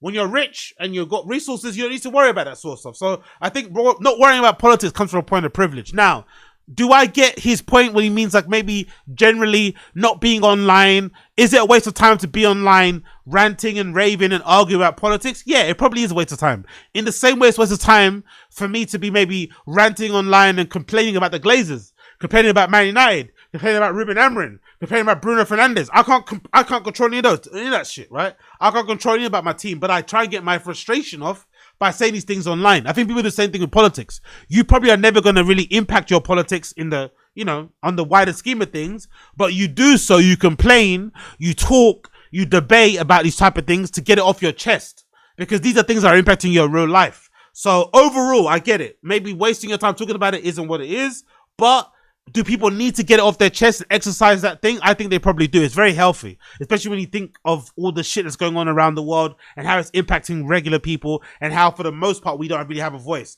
If we don't really have a voice, let us complain and moan in peace. All right? Cool, no problem. The other thing I have a real issue with him about is when it comes to the whole thing about support everything because it's good or because it's the best, not because it's just black. Brother, let's be honest. Pharrell didn't get that Louis Vuitton job because he's the best at designing clothes. He got that Louis Vuitton job because it was a great continuation point from what Virgil did prior, because of his skin color, because of where he comes from, streetwear background, because of his fashion experience and fashion, background as well, I guess, background when it comes to being an ambassador, when it comes to just being around the fashion in general, when it comes to having a brand, when it comes to being a face, when it comes to having covers, all that sort of shit, it makes complete sense. And when you also think about how the way a house like Louis Vuitton works, it's very unlikely that he's in there anyway sketching. He's just working with the whole entire team that he probably works with in collaboration to get stuff done. He might be able to make some input, but the idea that he's sitting there pattern cutting or drawing is really bizarre. So he probably does a less involved version of what Virgil was doing anyway. So it was an easier way to kind of get him involved without changing too many things, because they maybe came from similar sensibilities, similar sort of kind of backgrounds. They're obviously the same race, all that stuff tied into it. So for him to have such an opinion, such a harsh opinion when it comes to DEI stuff, when it comes to people supporting stuff, pertaining it to be black businesses and whatever else it may be, it's kind of insulting, because you got that job based on your race. So then for you to then turn around and say other people shouldn't get their jobs based on their race is insane. But again, I think this happens all the time. I think there are tons of people out there that get in on a DEI shit and then they want to close the door behind them. They don't want to let other people come in. And then they start talking about, the cream rises to the top. They start talking about fucking, earning your position, all that sort of shit. It's like, brother, you didn't really earn your position. You kind of got here on a technicality. If you can get there on a technicality, let others also get in there on a technicality. It's not that deep. You get me? It really isn't that deep. But again, I'm not surprised when it comes to Pharrell. Not really. He's always been a bit, I wouldn't say weird. He's always been a bit odd when it comes to that sort of stuff anyway. I think you've said stuff about politics, about that stuff. I think maybe about BLM or something similar in the past. He's had some really interesting, weird opinions when it comes to his like male feminist point of view. He's a bit of a weirdo. He's a bit strange when it comes to this type of thing. He kind of goes where the wind blows. Probably doesn't want to be committed to like, you know, putting his flag on either party and alienating certain people. I get that. You're better off just saying, hey, I just don't want to talk about politics at all. I want my clothes and my art to speak for itself. Politics, I keep that private. Then trying to minimize its kind of importance to everyone's kind of life in general, and then to also kind of make it seem as if you got your job on the strength of your talent, of your skill, when you really got the job mostly based on your status and fame and obviously skin color, which is obviously what it is. It's not a bad thing. It is what it is. You got in there and you made the most of it, but let's not lie. Let's not fucking lie. But again, what do I know? Absolutely nothing. Continuing on, big up my guy Louis Pisano. He actually wrote an article regarding this on his Substack, louispisano.substack.com, and he has some very choice words pertaining to Pharrell. So let's hear what Louis Pisano has to say about it. So the title of his article is Pharrell Williams, the $1 billion DEI hire who hates DEI. Let's scroll down. He says, this morning in Paris, still half dead from the weekend, phone already blowing up. Pharrell was trending, nothing new. He's at times the internet's favorite chew toy. I can relate, usually for some outfit or bag he wore. I sat down for breakfast on this crisp November morning, opened Twitter, sorry X, and there it is. Pharrell perched on the panel for his 5th biannual Black Ambition Demo Day, telling the world with a straight face that DEI is bad and that he hates politics. I actually paused my croissant mid-bite because are you fucking shitting me? Let's continue.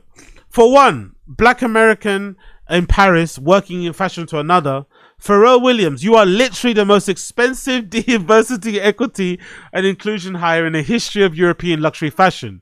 You are the 250 million euro human race skincare glaze proof that DEI can be extremely profitable, provided a D stands for don't scare the shareholders. Let me break it down. Virgil dies, tragic, untimely, seismic. Within minutes, LVMH calculators start whirling. Fashion is a business after all. They don't need another technical savant. They need someone who can inherit the cultural equity Virgil built without inheriting the parts made by white people clutching their Birkins. Enter Pharrell. Say melanin, better smile, zero interest in making anyone uncomfortable about colonialism, while selling them 40,000 euro monogram trunks. Continuity, yes. Meritocracy, girl, be serious. And that's where you have to give LVMH some credit. I'm not going to lie. Because as bad as I thought the Pharrell Williams choice was, and as bad as it's panned out to be, because apart from that first collection, I think every Pharrell Williams Louis Vuitton collection thus far has been very forgetful. Very forgetful. I don't necessarily remember anything, moments from it. Don't necessarily care. I think the best thing to come out from his tenure has probably been the Louis Vuitton Keepall, the little bag that he made or that he brought back and stuff and made popular again and made with some edits and changes. But overall, it's been a pretty underwhelming, I think, tenure during his time there. But one thing I have to give LVMH credit for was their ability to make sure that they continued whatever Louis Pisano talks about here when it comes to cultural cachet. And even though I still think Pharrell isn't maybe just me. Maybe because I'm too close to it, but I don't necessarily even think Pharrell's even that culturally relevant as he once was anyway. When it comes to cool, you know? I see him sat there on the panel wearing his fucking flared jeans again. Like, I don't know. I don't remember the last time I saw Pharrell like dropping, like actually dressing, putting that shit on. He's not the guy that he once was when it comes to that sort of. Even when it comes to music, I'm not gonna lie. As much as a Pharrell NYD fanboys I've been, I can't remember the last time he's made a song, a remix. He's been on a hook where he's been great. You know, it's been a long time where his music has really banged that way. It's been a long time where I think stylistically, fashion wise, he's banged that way. And I think overall, I think this 10-year of Louis Vuitton has kind of bore the brunt of it. We've kind of seen when it comes to really making cultural significant stuff, like, because one thing I'm surprised by, one thing else that's really surprised me, I've never really thought he was going to create great collections, but I always thought he was going to make like good trinkets.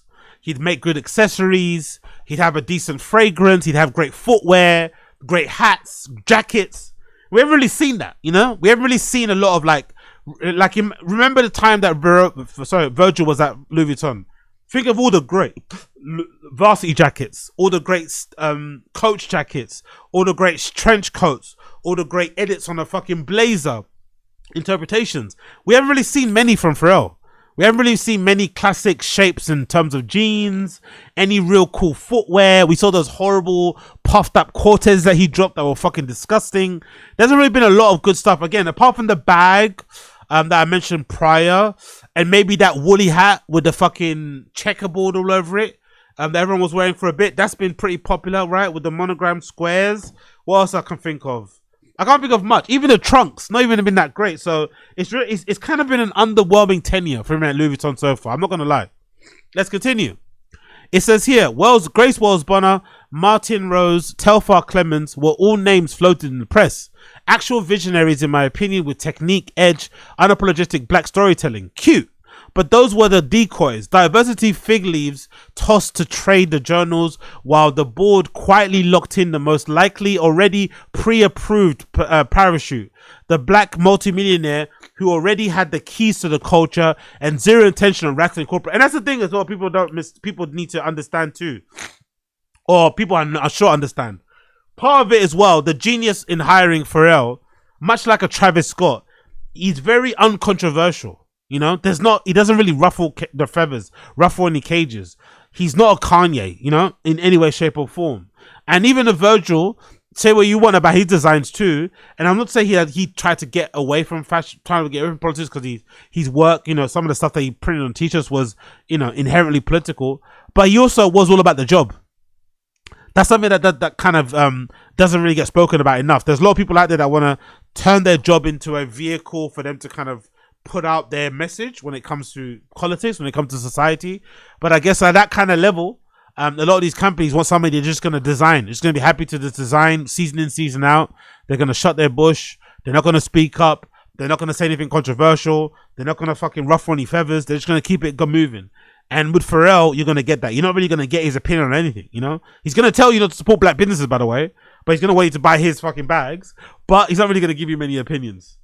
It continues. Pharrell's fashion history is a CV in cultural infiltration.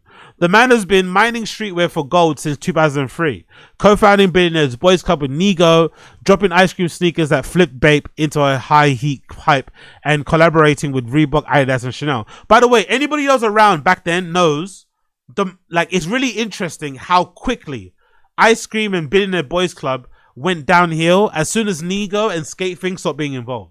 Skatefing was one of the main designers of Videra at BAPE when Nigo founded it. Done a lot of the, you know, seminal kind of pieces that you know, stuff like stuff like the snowball jacket from back in the day, all that sort of high quality shit. And you could tell a difference from when Skatefing stopped designing for BAPE, and from when Nigo started doing it mostly by himself, and from when IT took over, and now it's obviously completely dog shit. And you could also tell a clear difference from when Pharrell was working hand in hand with Nigo to shape what he was doing at BBC and Ice Cream. So I always found that fascinating that he got the Louis Vuitton job, because whenever he's had the keys to the factory, whenever he's been the main person in charge, it's not been that great. I think the best stuff I've seen from Pharrell has been stuff that he's done in collaboration. When it comes to the early Moncler, when it comes to the stuff they did with Chanel, like when he does little capsule stuff, when he does little capsule collection collaborations, I think that's where he shines. Like you give Pharrell, like if Pharrell had a deal with Louis Vuitton where he just designed shoes, I think we'd get some great shoes. We get some great boots, great sneakers, if you had a deal with fucking Louis Vuitton just designing hats, we'll get the same thing. But I think trying to get this guy doesn't really have many ideas to try and make a collection, you know, when it comes to ready to wear, when it comes to it's just too much. It really is too much, which is why we're not really seeing a lot of great things coming out of his tenure at Louis Vuitton. It all kind of feels a little bit samey. I feel like we've seen that digi camera, like, you know, every season so far since he's dropped. I feel like we've seen flares every fucking collection he's dropped since he's been at Louis Vuitton.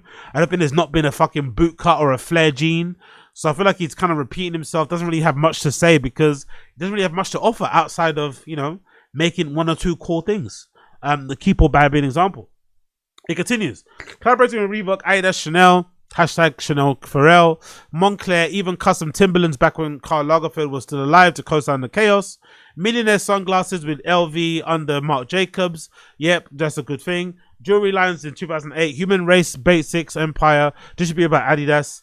I didn't even know he still does that, by the way. You don't even see a lot of human race stuff anymore. To be blunt, Louis Vuitton didn't hire him for his draping skills. They've been underwhelming, but for the pre-vetted black call that could keep Virgil revenue humming on autopilot, which of course explains why he hates DEI. The fashion industry didn't need it, they needed him. I don't know. It's interesting. I don't really look at Pharrell as the coolest guy in the world anymore. You know, he's not really like that. Still think of him as a musical genius, but when it comes to cool factor, not really. So I'll be interested to see why the people that still buy Louis Vuitton now, are they buying it because they think Pharrell's cool, or are they buying it because it's fucking Louis Vuitton? You know, I'm not too sure. But let's continue. It says here, I'm laughing to myself as I write this because pre-LV, Pharrell was anything but Switzerland. During BLM, he was loud. Statements, interviews, panels, launched initiatives to uplift and support minorities. The whole use your platform era. Unapologetically black, unbothered by who felt indicted. The American Revolution 2.0, he called it. Then the Vuitton job lands, and suddenly, as Beyonce said, look around, everyone on mute. That's true, though. I wonder if there's a correlation between that. Is there a correlation between Pharrell getting a job at LV, at LVMH, and then suddenly saying that he's apolitical? I don't have any opinion. DEI is not a thing. Focus on meritocracy, not fucking diversity and inclusion. It's like, it could be. Or it could just be him getting older. He is also getting older, you know. BLM was a few years ago, so maybe he's just getting older, he's getting richer, and usually the older and richer people get, the more conservative they become. But what do I know? It continues. Now he sits there under his sunglasses preaching that diversity kills excellence. Sweetie, the only thing dying up in those ateliers is the lie that you earned a seat in the fair fight.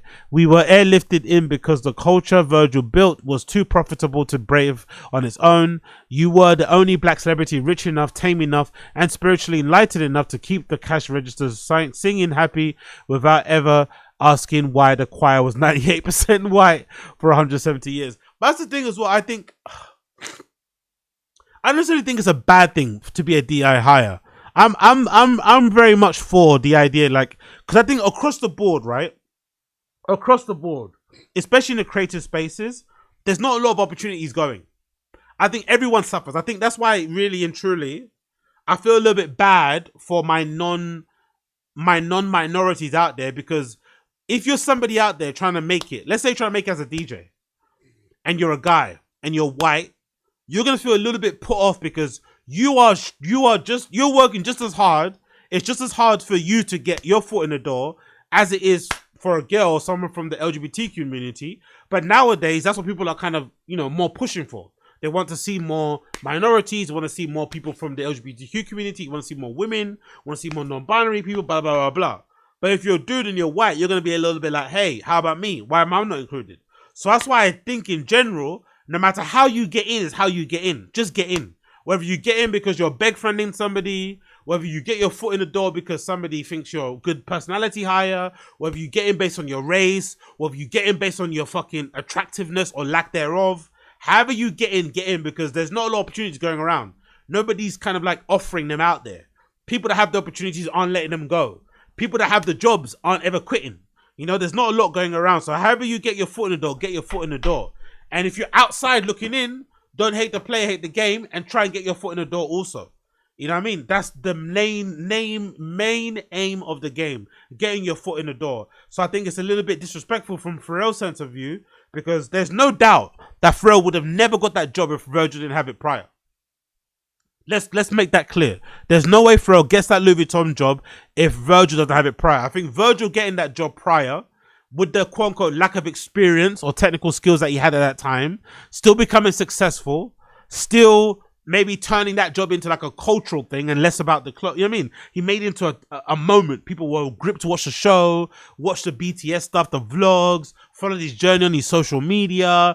They wanted to buy the things because they liked him, because they wanted to be a part of that tribe, they wanted to be a part of that clique, they want to be down, they want to be cool, all that stuff, I'm sure, maybe changed Louis Vuitton, or even loads of houses out there, loads of fashion houses and brands out there are changing the way they probably hire creative directors solely based on that time in history, when they saw, okay, people that were online, who were making streetwear, who maybe didn't have the technical skills, maybe didn't have the education, but they were able to talk to people, were able to kind of rip through and have their things kind of disseminate across the board, have people in fashion, have people in the street, have people wherever the place liking what they did, it kind of changed how they kind of looked at the hires and be like, you know what?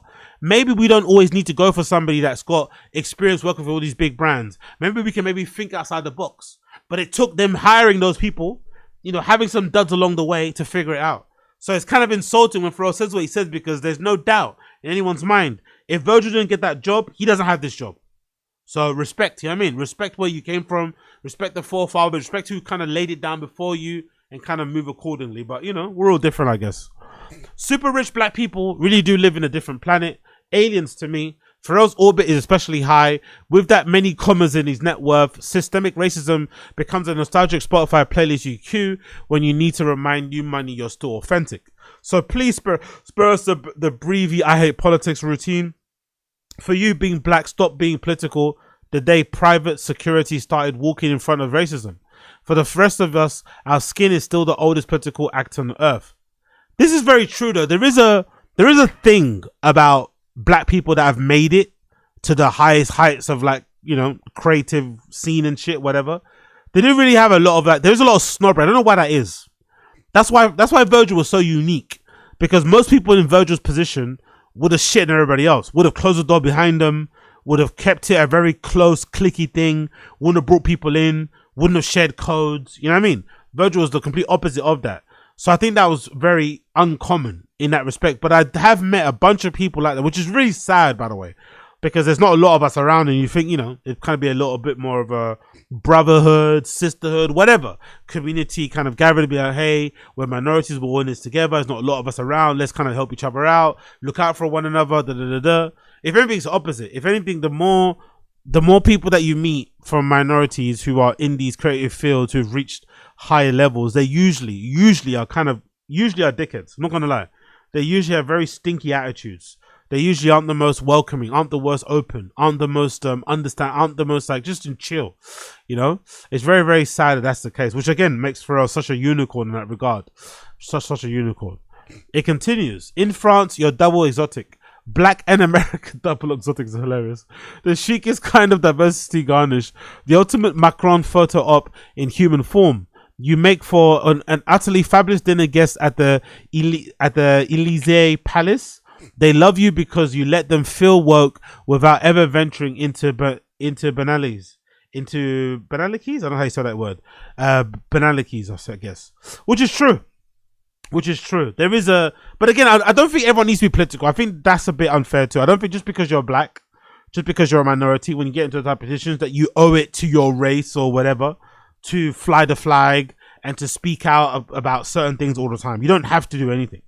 But I just find it kind of insulting when people that do get a point where they're like, hey, that's not the most important thing. It's like, brother, you didn't get there based on your, like, come on, let's be real, you know? You didn't get there based on the merits of your work, based on your talent. You got there, you know, partly based to do with where you look. So, you know, it's okay. It's not, you know, maybe it's hard for him to accept, but that's the nature of the beast. Well, again, what do I know? I never pretended my own seats in a certain table are purely about talent. Exactly. I'm loud. I'm black. I'm chronically online. My otherness is the entree. See, this is why I like Luis Pisano. Exactly. You got to be self-aware. You got to know what you bring to the table. You have to also be, I think that's one of the keys to being successful online. You have to know why people don't like you, but you don't have to change because of it. But you have to be aware of why people would, like, not find you their cup of tea. But you need to kind of lean in. It's a kind of weird balance. You kind of need to be aware of it, not change, but also lean into it a little bit, you know? You kind of need to make it a little bit of your thing. So I'm sure that he's aware of that too. He continues to say the difference is that I don't lie about the recipe. Pharrell wants to delete the ingredients list after eating the entree cake. Conveniently, just as a DEI is no longer lucrative. No spare me the millionaire TED talk about how it destroys merit. You didn't beat out 400 designers in a blind portfolio review. You were the diversity. You were the inclusion. You were the equity investment in a cowboy hat. Exactly. And it was a smart choice. Big up LVMH. It was a smart choice. There's far more accomplished, far more talented designers that could have taken that role, but they gave it to Pharrell for a reason, and it's worked out. Even though I think most of the collections have been very forgetful and underwhelming, he's still there, still has a job, despite my predictions that he would get fired, a couple of seasons ago. He's still there, partly because his stuff sells. You know, so he's clearly doing somewhat of a good job. So I guess the people that did hire him in the first place, against a lot of people's probably wishes, against maybe a lot of people's kind of desires, should be given a bit of praise because they got it right. They continued what happened with Virgil. You know, they kind of knew what was going on there culturally. They tapped somebody in that could do it, and he's kind of done a good job so far, I guess. You cashed the biggest race check in his fashion history, it says, then turned around and told the rest of us the bank is closed. You know that, which is why you keep the perpetual kindergarten smile stretched across your face like a Louis Vuitton dust bag over a dirty secret. Because if you ever let the mask slip, you will. If you ever admit that Virgil had to be a once in a generation polymath just to get in the door, while you had to be famous, rich, and muzzled at the first sight of a dollar sign, the whole charade collapses. That's true. Virgil's do a lot more to get that job than Pharrell did. Let's be real. Virgil might have been partly a DI hire, but he had to put in a lot of work. He did his 10,000 hours and some to get that Louis Vuitton job. You know what I mean? And still when he got it, people were still pissed off, you know? That's the thing. Virgil got his job, I think, mostly on merit. It was like probably 70% merit, 30% DEI. But he still got stick for getting the job. Pharrell gets it purely on DEI, and he's out here saying, DEI shouldn't be a thing. You should be trying to get everything based on your merit. Black is not best. It should be about shut up. And to end here, said Virgil died proving the seat could be occupied by a black man who is undeniably excruciatingly better than everyone else in the room. You, Pharrell, are living proof that in luxury, blackness is welcome as long as it's never disruptive. Enjoy it while it lasts. Yeah, don't get me wrong. I'm not rooting for him to fail or anything. You know, never root for anyone to fail. I'm surprised he's still there. I think it's very, very surprising to me that he's still got a job because I think largely a lot of it's been underwhelming. But it is kind of insulting for him to be there where he's at now, and for him to be like is essentially pulling up the ladder. You know, he climbed up the ladder. As soon as he gets up, he pulls up behind him and doesn't let anyone else come up behind. I think that's kind of insulting. But again, I'm not surprised because I've met many people similar to who have the similar sort of thinking of Pharrell. Maybe not the same sort of bank account, but I've met a lot of people along my way in my journey who definitely have a similar opinion about all this sort of shit that Pharrell does. And it's fucking depressing. I swear to God, it's absolutely fucking depressing. But I guess it is what it is. I guess it is what it is. Moving on. Big up JJJJound. Big up JJJJound. JJJJound have released some pretty interesting bits and pieces pertaining to their collaboration with Descente. Descente Allterrain 3. It's a whole collection full of shit. You got clothes. I think you got some shoes too. No, you got clothes, you got socks, accessories, whatever else it may be. Loads of really good stuff. There's actually a really cool little lookbook they put together on their Instagram that you can check out some of the bits and pieces. One thing that I really love about this is that it does actually look like it's functional. It doesn't look like it's all just style. That's one thing that I like about it completely. But the funny thing I think about all these type of shoots where it's like this, what do you call it? This like urban outdoorsman type of shit. It really makes me laugh that none of this stuff is ever worn in its actual environment where it's meant to be worn in. It's always worn in like urban city environments, you know?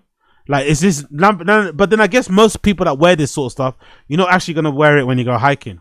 You're probably going to be wearing it, you know, sitting outside some trendy coffee shop somewhere in your city center.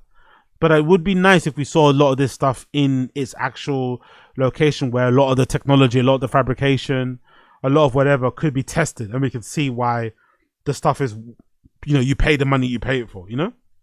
It'd be cool to see some of these down jackets, some of these waterproof jackets, some of these pants worn in its actual environment so we can see how it actually gets used day to day. But then I guess, like I said, most people are going to be buying this sort of shit aren't buying it because they want to test it. They're buying it because it looks fucking cool. So I guess that makes sense. Let's check out the blurb here, courtesy of JJJJound. It says, the Descente Allterrain 2025 down jacket, hard shell parka, hard shell pants, reversible jacket, reversible vest, button-up shirt, warm-up long sleeve, polo hat, knit scully, crossbody bag, duffel bag, and socks. JJJJound's latest collaboration with Descente takes cues from its construction gear and everyday utility wear to create a full range of easy to wear blazers. Yeah, I was gonna say these pants do look kind of construction-y. You know, they do look like the pants that your builder would come in and wear. I actually had a moment. I don't do them anymore, but there was a time a few years ago where I was actually wearing those pants day to day. as like pants to wear out and about. I used to get some weird looks and stuff, but I remember buying them in like a 44 waist or some shit, maybe a 46 waist, super baggy, and wearing them with my fucking Dr. Martens and shit around town, and having the pockets, you know, full of, I don't know, trinkets, you know, iPhone, moleskin notebook, a couple of pens. So it's kind of funny because you kind of felt fake. You kind of felt like you were doing like handyman cosplay, because you were wearing these builder pants, but you weren't actually a builder, and they were very new. The pants I had, like, they had like that kind of, you know, that sheen that you only have when you take your pants out of the packet, and they're very shiny. So they were very new, minimal creases, zero stains. There was not one bit of hard work ever got done in those pants, but I think they look really fucking cool. And nowadays, when I see, actually, weirdly enough, I see a lot of people out there, especially cleaners and stuff, wearing these bin men, wearing these pants with these color blocks, actually, which I really always loved. And would love to kind of actually make my own kind of style of. But one thing I do love about them is the color blocking, the contrasting. I really do like that. I think they give the pants a certain type of structure and a feel. I really do fucking love them. But that's a good little touch. Let's continue. It says the muted color palette makes the pieces versatile, easy to style, while bold graphics, real tree camo, and vibrant branding hits add a sharp contrast. What started as a nod to ski resort wear has evolved into a collection built for off-mountain use. The collaboration is functional, comfortable, and made to fit naturally daily life. The JJJJound Descente collection is available from the 27th of November on JJJJound.com and the 28th on Descente.com. So it's a lot of good shit here, man. A lot of good shit. You got a lot of great jackets, as you can see here. That down jacket maybe is my favorite. I'm not gonna lie. This down jacket is my favorite, especially with the. I always like how they, whenever the JJJJound do collaborations like this, I always like how the JJJJound is always embroidered for the most part. Maybe apart from the footwear, a lot of the JJJJound branding and stuff is always embroidered. It's a nice little touch, because if that was screen printed, that would obviously flake and peel off super quickly. So the fact that this is always embroidered, it's a nice little touch, because it means it's going to last for a while. And if you're somebody that's buying this specifically because it's a JJJJound collaboration, you want everyone to know. You don't want the branding to fall off. Everyone's going to see it. It's a nice contrast in color. It's a red text on black. You know, I like it. I like that. It's a nice little touch there. There's a reversible jacket here also, reversible vest. I think the reversible vest as well. 2 different colors. There's also the construction pants. It's a nice button up. There's a long sleeve shirt that's kind of cool also. It's got this Y2K kind of style graphics here as well, with the arrows and the font, which looks like a default font. I'm not gonna lie, the font looks like a default free font, but still, I ain't mad at it. That thermal top. It also comes in different colors and the font. This hat might be the most popular. This beanie, which I got similar to the beanie I'm wearing now. This kind of like tea cozy beanie with no rock. Because I think, I don't know what you call these. Are they called Scully? I think these are called Scullies more so. They're not called beanies. The ones that don't have the ones that you don't roll up. Ones that just kind of fall on your head. I think kids tend to like these a lot more. I know the acronym style of these type of Scullies, they go super crazy. Kids love them so fucking much. So I think these are going to go crazy. Everyone's going to be all over these Scullies, especially with the branding. Again, that's the only problem I'd have with this, is that the branding on the back is fucking screen printed, you know? That's a bother. I thought they did it all the time with embroidery, but I guess this is another example of them doing it screen printed. So it says JJJJound, Descente, Allterrain, Japan. So that's the only problem I have with this. It's that it's been, I would prefer if this has been embroidered so it could last a bit longer. Because this over time, if you wear it enough, it's going to crack. It's going to chip away. It's going to flip away. And then, you don't have any branding left. The good thing is that maybe over time you have like the little shadow, the little outline of whatever it said there, but you still want people to see it, innit? And also the text being in white, that's going to stain up. If you wear it enough, it's going to stain up as well. It's going to look all disgusting. Yeah, I'm not really for it. I'm not really all the way for it. But again, what do I know? More Scullies here, and there's also a pair of socks in 2 different colors, and there's also a nice little side bag, and also what looks like a tote, maybe more of a laptop-y type of bag as well, shape, in terms of it being 13 inches. So a fairly extensive little collaboration capsule. Again, continuing on what they do best when it comes to these small capsule collections. I recommend you check it out if you're that way inclined. Loads of really great stuff there. Loads of fucking really great stuff there. So big up JJJJound, big up Allterrain, or big up Descente Allterrain. Let me just say that. None of it done outdoors, by the way. None of it done on a hike. None of it done outside. But you can't be mad at it. You can't be mad at it because most people are going to buy this shit don't even know what hike is, can't spell trail, have never been caught wet in their lives outside wearing expensive clothing. So I guess it is what it is. I guess it is what it is.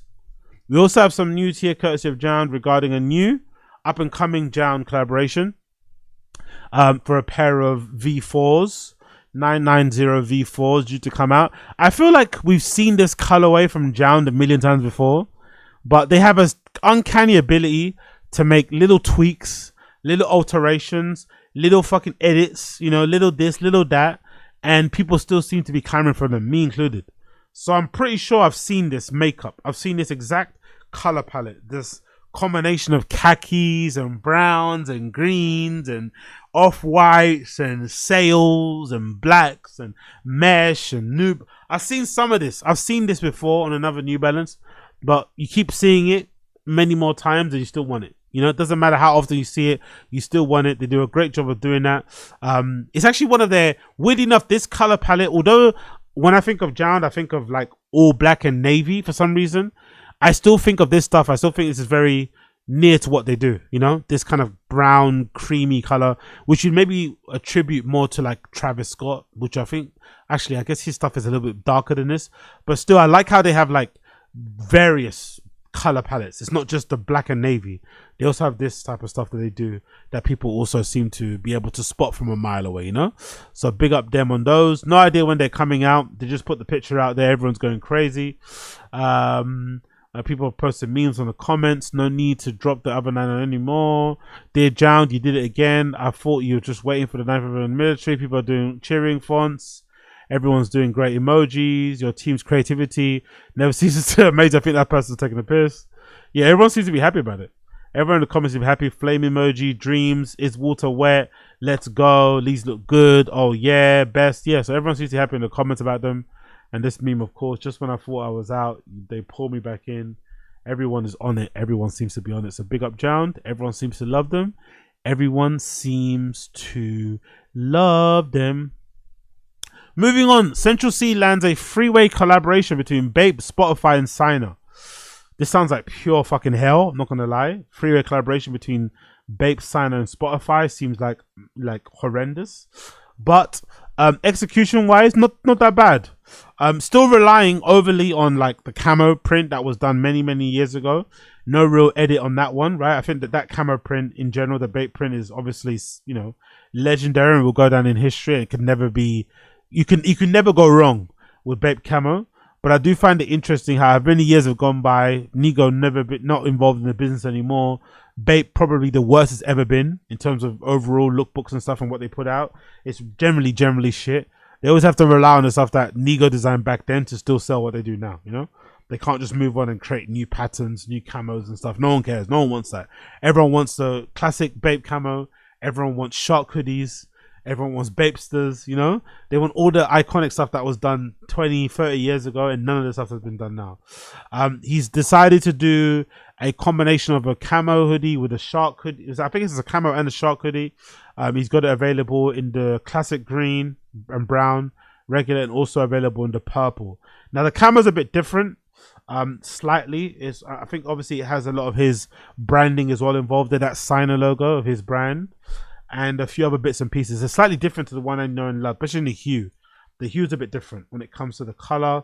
And then on the front of it, you got the SYNA here with the BAPE on the end and the SYNA across the crotch as well. A little bit overboard with the logos. I feel like as girl, at the time when I was used to buy BAPE, this was probably the time when I kind of jumped off. When BAPE started to do a lot of the branding across the chest, having the BAPE written in white font, it became a little bit too much. In the past, it'd be like tonal, or it'd be just like an outline or a contrasting stitch. But the moment they started to like actually screen print in white letters, you know, BAPE, it was a bit too much for me. But overall, I'm not mad at it, you know, for the kids that like it. I also like the addition, although it's not for me, I do like the fact that he decided to go for a sweatpant that was just straight hem and none of that fucking elasticated hem, which I always hate. I'm a big hater of elasticated hems at the end of your sweatpants. I like how he decided to go with a straight classic hem. With no, maybe it might have drawstrings on the side. I'm not too sure, but I like that there's no elasticated cuff at all. Thank God for that. Let's continue on here. There you go. You got the hoodie. with obviously the shark there. You got the SYNA logo on the front, SYNA logo on the crotch. He's wearing. I think that was probably a missed opportunity not to wear his Casio. When you tie it in with the whole BAPE thing, I think that was a missed opportunity with the lookbook. He probably should have worn his Casio watch there. That would have definitely made it hit a lot more.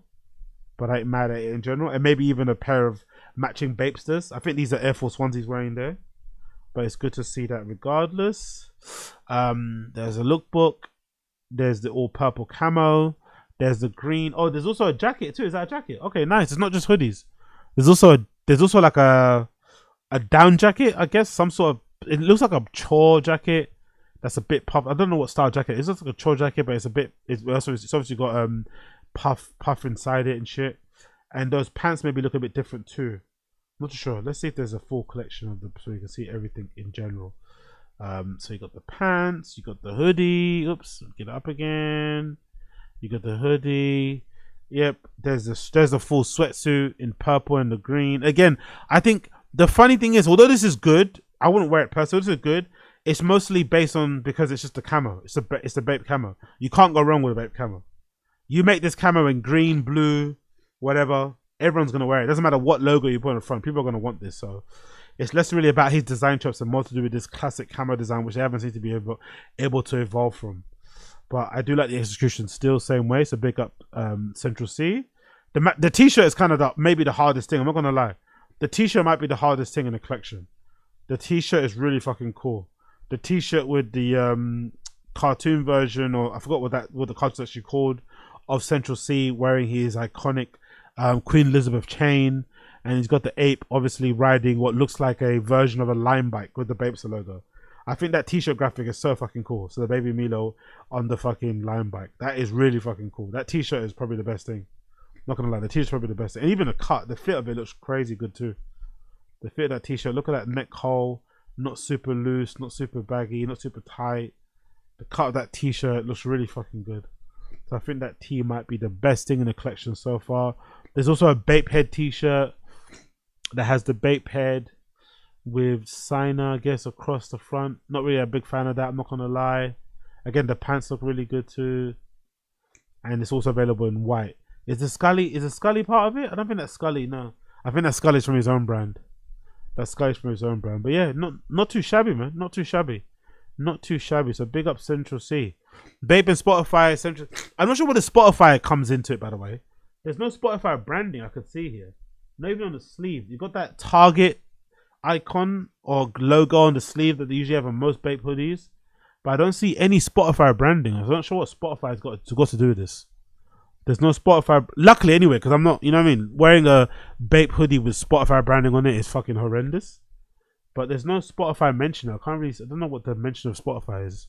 It says here, Spotify Central C collaborated on the Capsule collection led by UK rapper as the creative director. The collection is inspired by the iconic BAPE hoodie and features a football jersey and a signing BAPE graphic tee. Okay, the football jersey too. I didn't see that. Items exclude secret labels with links to Central C's curated playlist. Ah, okay. There's a secret label. I guess maybe the hang tag or whatever at the back. Maybe there's some sort of like QR code that you scan and it takes you to a special Central C place. That's a bit naff. I'm not gonna lie. That's a bit naff. It's a bit corny. It's a bit lame. I'm not gonna lie. It's a bit fucking lame. A massive three-way partnership between BAPE, Spotify, and build a collaboration collection created directed by UK representation Central C through his brand SYNA. The collaboration represents a new chapter of Spotify's commitment to artists using BAPE product as an ultimate canvas. The collection draws heavy inspiration from the iconic purple BAPE hoodies, a piece that became pivotal reference of hip-hop fashion. The rich purple color story runs through his designs, notably a puffer jacket that directly references BAPE colorway Central C has long admired. Other highlights include a football jersey, an instant classic, and a signing BAPE graphic tee that boldly represents BAPE recognizable designs through SYNA aesthetic. With the music at the core of the process, every garment collects to a specific song idea that shape the mood of the details. Select labels even feature discrete links allowing fans to access a Central C curated playlist on Spotify. The collection also includes unique Baby Milo graphics capturing the essence of London youth culture. Central C stated, I felt confident I could creative direct this freeway collab between BAPE, Spotify, and SYNA. I'm actually looking forward to seeing people out in the world wearing the pieces. The collection will drop November 25th at select BAPE stores, locations online, and SYNA online web store. Okay, cool. Not seen the football jersey yet, but so far, not mad at what I've seen. Not mad at what I've seen. Personally, not for me. Would prefer wearing older BAPE shit, but I like what he's done with it regardless. Big up him. Big up Central C. Next, we got this. Big up This Never That. This Never That collaboration with GORE-TEX dropped already, but I thought I would talk about it anyway. Just on the 14th. Some of it should be still available now, so check it out if you're that way inclined. Super hard. This Never That. There's so many. I think nowadays, when it comes to streetwear labels, you don't always have to be obsessed with Supreme. There's fucking Stussy out there doing bits. Brands like This Never That out there doing bits. Brands like Beams doing bits. There's so many fucking brands out there doing bits in streetwear now. You are almost, overwhelmed with options when it comes to brand. Overwhelmed. And This Never That is one of the best as well to do it. They've got this capture collaboration did with GORE-TEX. So many great pieces here. From jackets to bombers to hats. That fucking balaclava there is fucking impressive, as is that fucking sweatshirt. So fucking hard. GORE-TEX lined. The pants, the down jackets, the camo jackets here. More sweatpants, more sweatshirts, more caps. All of it is fucking hard. I've not seen a single piece here that I would not wear in the heartbeat. It's so fucking good. Then when you obviously go up close and personal with some of the pieces, that's the That's the windstopper hat that I spoke about earlier in that print. Oh, so fucking cool. Where the fuck are that? I could definitely see a lot of rappers deciding to jump on this actually. Fucking great fucking little hat that is. A lot of the other bits and pieces are already sold out based on what I can see on here. Not many of it's available still to purchase, unfortunately. Most of it looks like it's already gone. Some of the GORE-TEX stuff is still here. The GORE-TEX Windstopper Expedition Puffer Jacket might be one of the best ones here actually, even more than the other one. Look at that in blue. More size is gone. Yeah, so that is small, available in medium and extra large. In this what's the color called? There's blue and black. The colors are so fucking good. That shape is fucking crazy. Oh, look at that little pulley system at the back. That's interesting, isn't it? I guess that's maybe to make the hood maybe pull back slightly along your head. There's this little Velcro strap at the back here. I've not seen that before.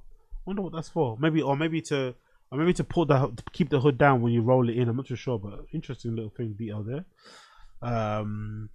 Yep, you see the zip tie here with this and that detail. Windstopper logo, GORE-TEX in the inside.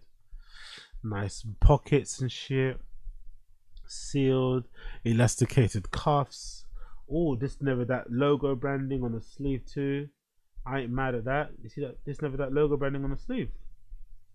You see that branding there on the sleeve? Where is it? Oh, there's not gonna show me there. Look at that. It's embroidered too. Not mad at that in the slightest. Not mad at that in the slightest. Big up This Never That. Big up GORE-TEX. There's also this Windstop core jacket that's actually kind of hard. I ain't mad at that corduroy jacket. I'm not gonna lie. I ain't mad at that. It looks kind of double tappish. Checking it from afar. Looks kind of double tappish, but I ain't mad at that in the slightest. And there's obviously, that's the first thing that sold out. Weirdly enough, the first thing that sold out was this reversible Nick Crew navy jacket. That's the first thing to sell out actually. I'm not mad. I'm not surprised though. To be fair, I'm not surprised because the reversible side of it is the best side. That side, that is so fucking nice, isn't it? What's it called? It says in the details it's space dyed yarn, welt pockets, ribbed collar, embroidered logo, design label, made out of cotton. The shell's made out of cotton. The line's made out of polyester. Oof, lovely piece. That, I'm not gonna lie. Maybe make you sweat for buckets, but it's a lovely fucking piece. Not mad at the slightest. Also some pants as well. The pants ain't too shabby. Loads of nice pockets, zips and shit. A bit of an elasticated waistline for the chunky motherfuckers out there. We love to see it. We love to freaking see it. There's also this collaboration courtesy of SKIMS and Cactus Plant Flea Market that we love to see, featuring Northwest, Ken Carson, right, the scientist, and more. I ain't mad at it actually. I like what Kim is doing with Skims. Not gonna lie, I like that Skims has become its own like brand that she can do collaborations under, and it's not just shapewear. It's become its own little brand. I'll be curious to know who's the one that decided to do this. Who's the one that decided to steer the company this direction, decided to make it more of a brand and less of just a shapewear thing. Because it does feel like there's been a purposeful shift. Now, it could be because Kim has signed that deal with Skims with Nike. That could be the reason why. Because now they have like a dedicated activewear line that they do with Nike. So you don't need to kind of have Skims be the shapewear and the activewear. It can just stick to being, you know, a brand, a label to kind of like do everything underneath. But I think this is a really cool idea. I really do think it's a good, cool idea. It kind of allows people to purchase Cactus Plant Flea Market designs, I guess maybe for an affordable price. Maybe, I'd imagine. Skims usually collaborations aren't that super expensive. Don't get me wrong, Cactus isn't the most hard to get stuff in the world, but still, I like that it's becoming more and more accessible as it continues. So I ain't mad at it in the slightest. A lot of it is kind of Christmassy themed, I think. I think that might be the point. A lot of this is meant to be stuff you're meant to be buying for people for gifts and stuff, but I ain't mad at it. You got some pictures of Northwest, Ken Carson in there. I wonder if Northwest is the one that actually picked the people.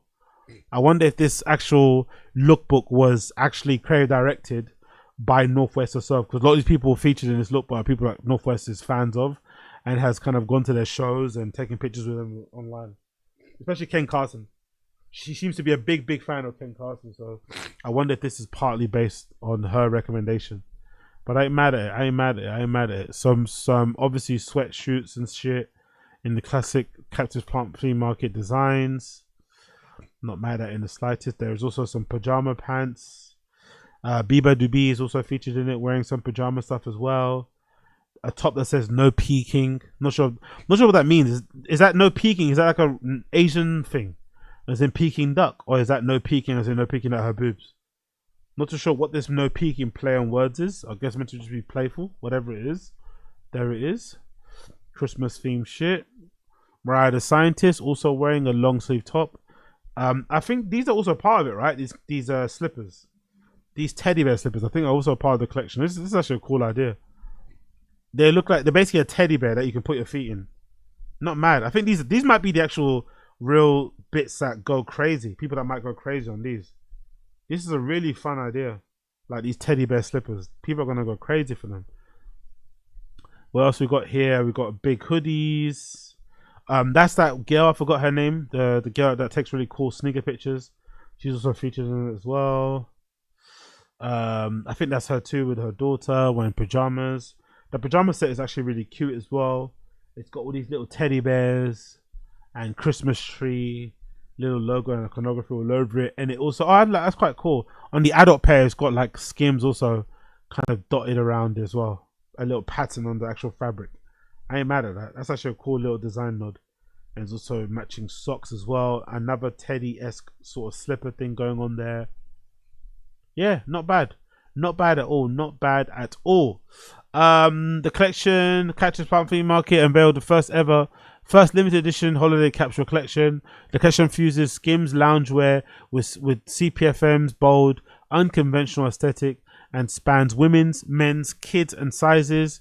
The campaign featuring Northwest was shot by Harmony Korine and drops on November 20th. Having North on the campaign makes it really special for me. She brings so much personality to the piece, says Kim Kardashian, co-founder and chief creative director officer of Skims. Our collaboration with CPFM brings a fresh, unexpected twist of holiday loungewear with pieces that are iconic, playful and expressive. Check out the collection above. The Skims content will be available to purchase in-store and online via the Skims website from November 20th. So that's going to be from tomorrow. From tomorrow, you'll be able to purchase all this stuff. So yeah, pretty decent. I'm not going to lie. I'm not mad at it. I ain't mad at it at all. Great time to put it out for people already buying their holiday gifts and shit. And in general, just for people to buy. It seems like a good idea. Great access. I'm not mad at it. I ain't mad at it. I ain't mad at it. Another thing I ain't mad at as well are these UGG and Jeremy Scott boots.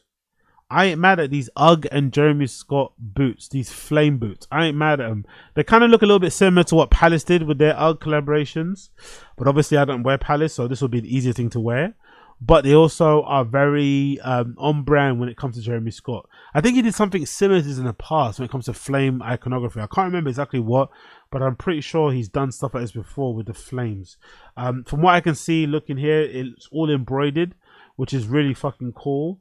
The flame design looks like it's maybe a material on top, and the edges have been embroidered with nice sort of blue or Tiffany blue like outline. I ain't mad at that in the slightest at all. Really fucking cool design. I think these are gonna sell out really, really quickly, I would imagine. But let me actually see the other pictures of what they look like. A nice boot design there, classic UGG design, can't go wrong. And at the back on the label, you got UGG and you got plus Jeremy Scott there at the back. Not mad at those. And the flame design goes from the bottom all the way to the top, actually, which is actually a cool little thing.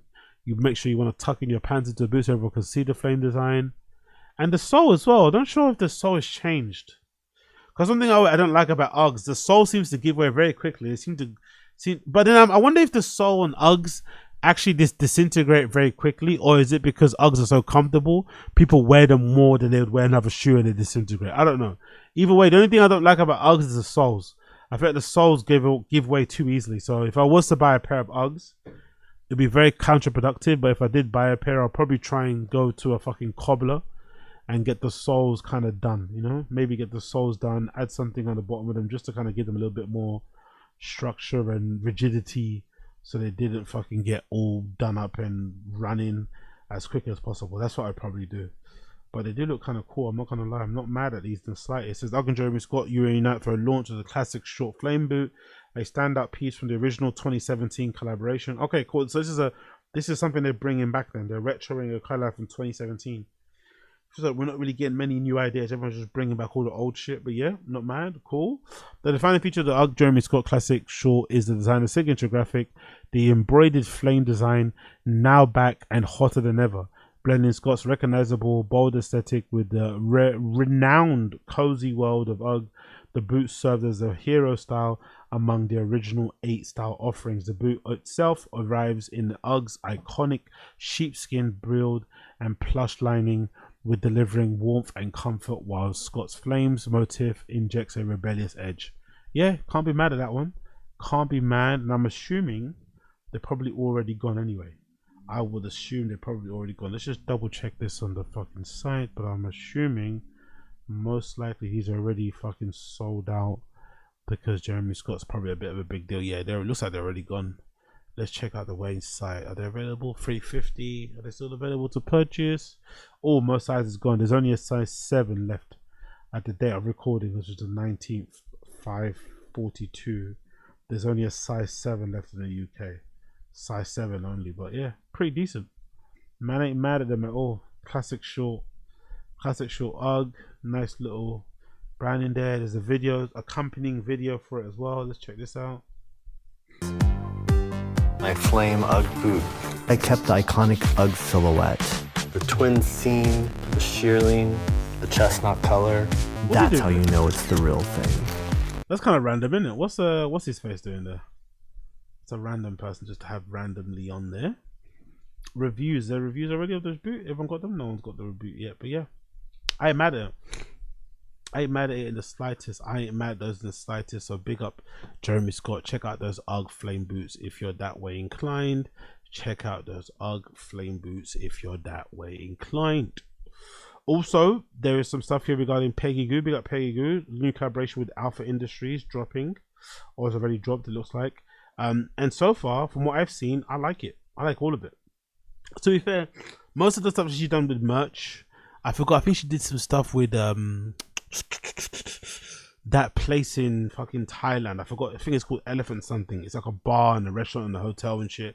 I'm pretty sure she did a collaboration capsule thing with them, with some really nice shirts. I'm not sure if it was a Hysteric Glamour as well, but regardless, some really cool like patterned short sleeve shirts, kind of what she used to wear before. She doesn't really wear that sort of stuff anymore, but when she used to kind of wear, when she kind of first popped up, she was also always wearing those like really cool short sleeve shirts showing off the fucking tattoos and shit, and those I think were really good. And even just the merch that she used to do, really cool stuff. But I guess when you're a DJ, a professional one at least anyway, you probably got a lot on your plate. You probably don't have the time to kind of run an entire merch line or to sell it or whatever. So it's just going to be hard to kind of keep it going at the same time as you're doing that. So she probably left it by the wayside. But I've always liked her brand anyway. I'm not going to lie. I think she, in terms of DJ merch, she does really good stuff. So I'm not surprised that the Alpha Industry stuff came out the way it came out. And obviously, she can wear good stuff, so it makes a lot of sense as well. So this is Alpha Industries. Peggy Gou drop a limited edition collateral collection and beyond.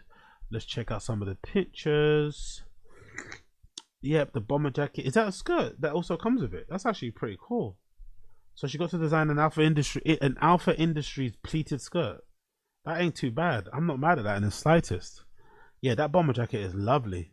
In that kind of like, what is it? And that's, what do you call it? Would you call it like stone blue, steel blue? I don't know what that color tone of blue it is, but that's a really nice color. Oh, look at that bomber jacket with the funnel neck. I ain't mad at that either. I like that the little label, the little Alpha Industries hang tag thing they got on the side just says Peggy Gou. That's a really nice little touch there. And I like that it's contrasting too. Sorry, I like that it's tonal and not just like a contrasting font. That's a nice little touch. People those that know will see it. Nice funnel neck again on the bomber jacket. There's actually nice sunglasses. Yeah, those two jacket styles are really fucking cool. So let's read the blurb here. It says Alpha Industries and Peggy Gou collaborated on a limited edition capsule collection blending military precision and nightlife energy. The collection features a cocoon bomber jacket, Alpha's first, and the CWU 45 bomber jacket in black and grey. The drop also includes a versatile mini wrap skirt and a padded cosmetic bag designed for transitioning between day and night. Oh, there's also a bag. So is it available now? Let's see. Is it available? That's actually quite a good idea. There's actually a bag as well included. Let's see if we can see some of this stuff. So yeah, there it is. Peggy Goods. There's the bomber jacket is €230. The skirt is $110. Oof. That's a bit mad for a skirt. Does it have like an under thing? Does it come with like matching? Does it come with a little shorts inside? I don't know if it does. I don't think so. But yeah. Those are the 100% polyester, you know. Fucking hell, €110. And there's also, okay, that's the cosmetic bag there. This is the Peggy Gou Alpha Industries cosmetic bag. This might be a cool little DJ bag actually. What does it look like shape wise? Okay, it's kind of small. It's kind of a clam shape. It looks like it might be 3M piping along the side there and the seams. I can't really see what it says there on the, oh no, that's just a, okay, it's like a cosmetic bag. It's a regular cosmetic bag, what I'm thinking. It's kind of like a box shape with a sort of like a clam zip closure design sort of thing. Padded utility bag crafted from heavy flight nylon with grey blue contrasting cord piping details. Yeah, I ain't mad at that actually. It's actually not too shabby. It's actually not that deep. It's actually got just one compartment I think on the inside. Maybe a zip here on the top, I don't know. But it's actually kind of an easy bag to kind of use. €60 as well. Not shabby. No, not a bad buy. Yeah, those are the shirts you should do. I remember she used to do a lot of these shirts, these little short sleeve shirts. So the merch is really good, man. I'm not gonna lie. Scrolling down from what I've seen here, the merch is really good. Some of the hairbands, the mugs. I ain't mad at that. That track jacket is actually really cool. Dance track jacket. I ain't mad at that dance track jacket at all. And it also comes in matching pants too. Oh, it's a whole set. No wonder it sold out. The whole set. That's actually a cool idea. $140 a dance set in that blue. Not mad at that at all. There's also a hat that's gone.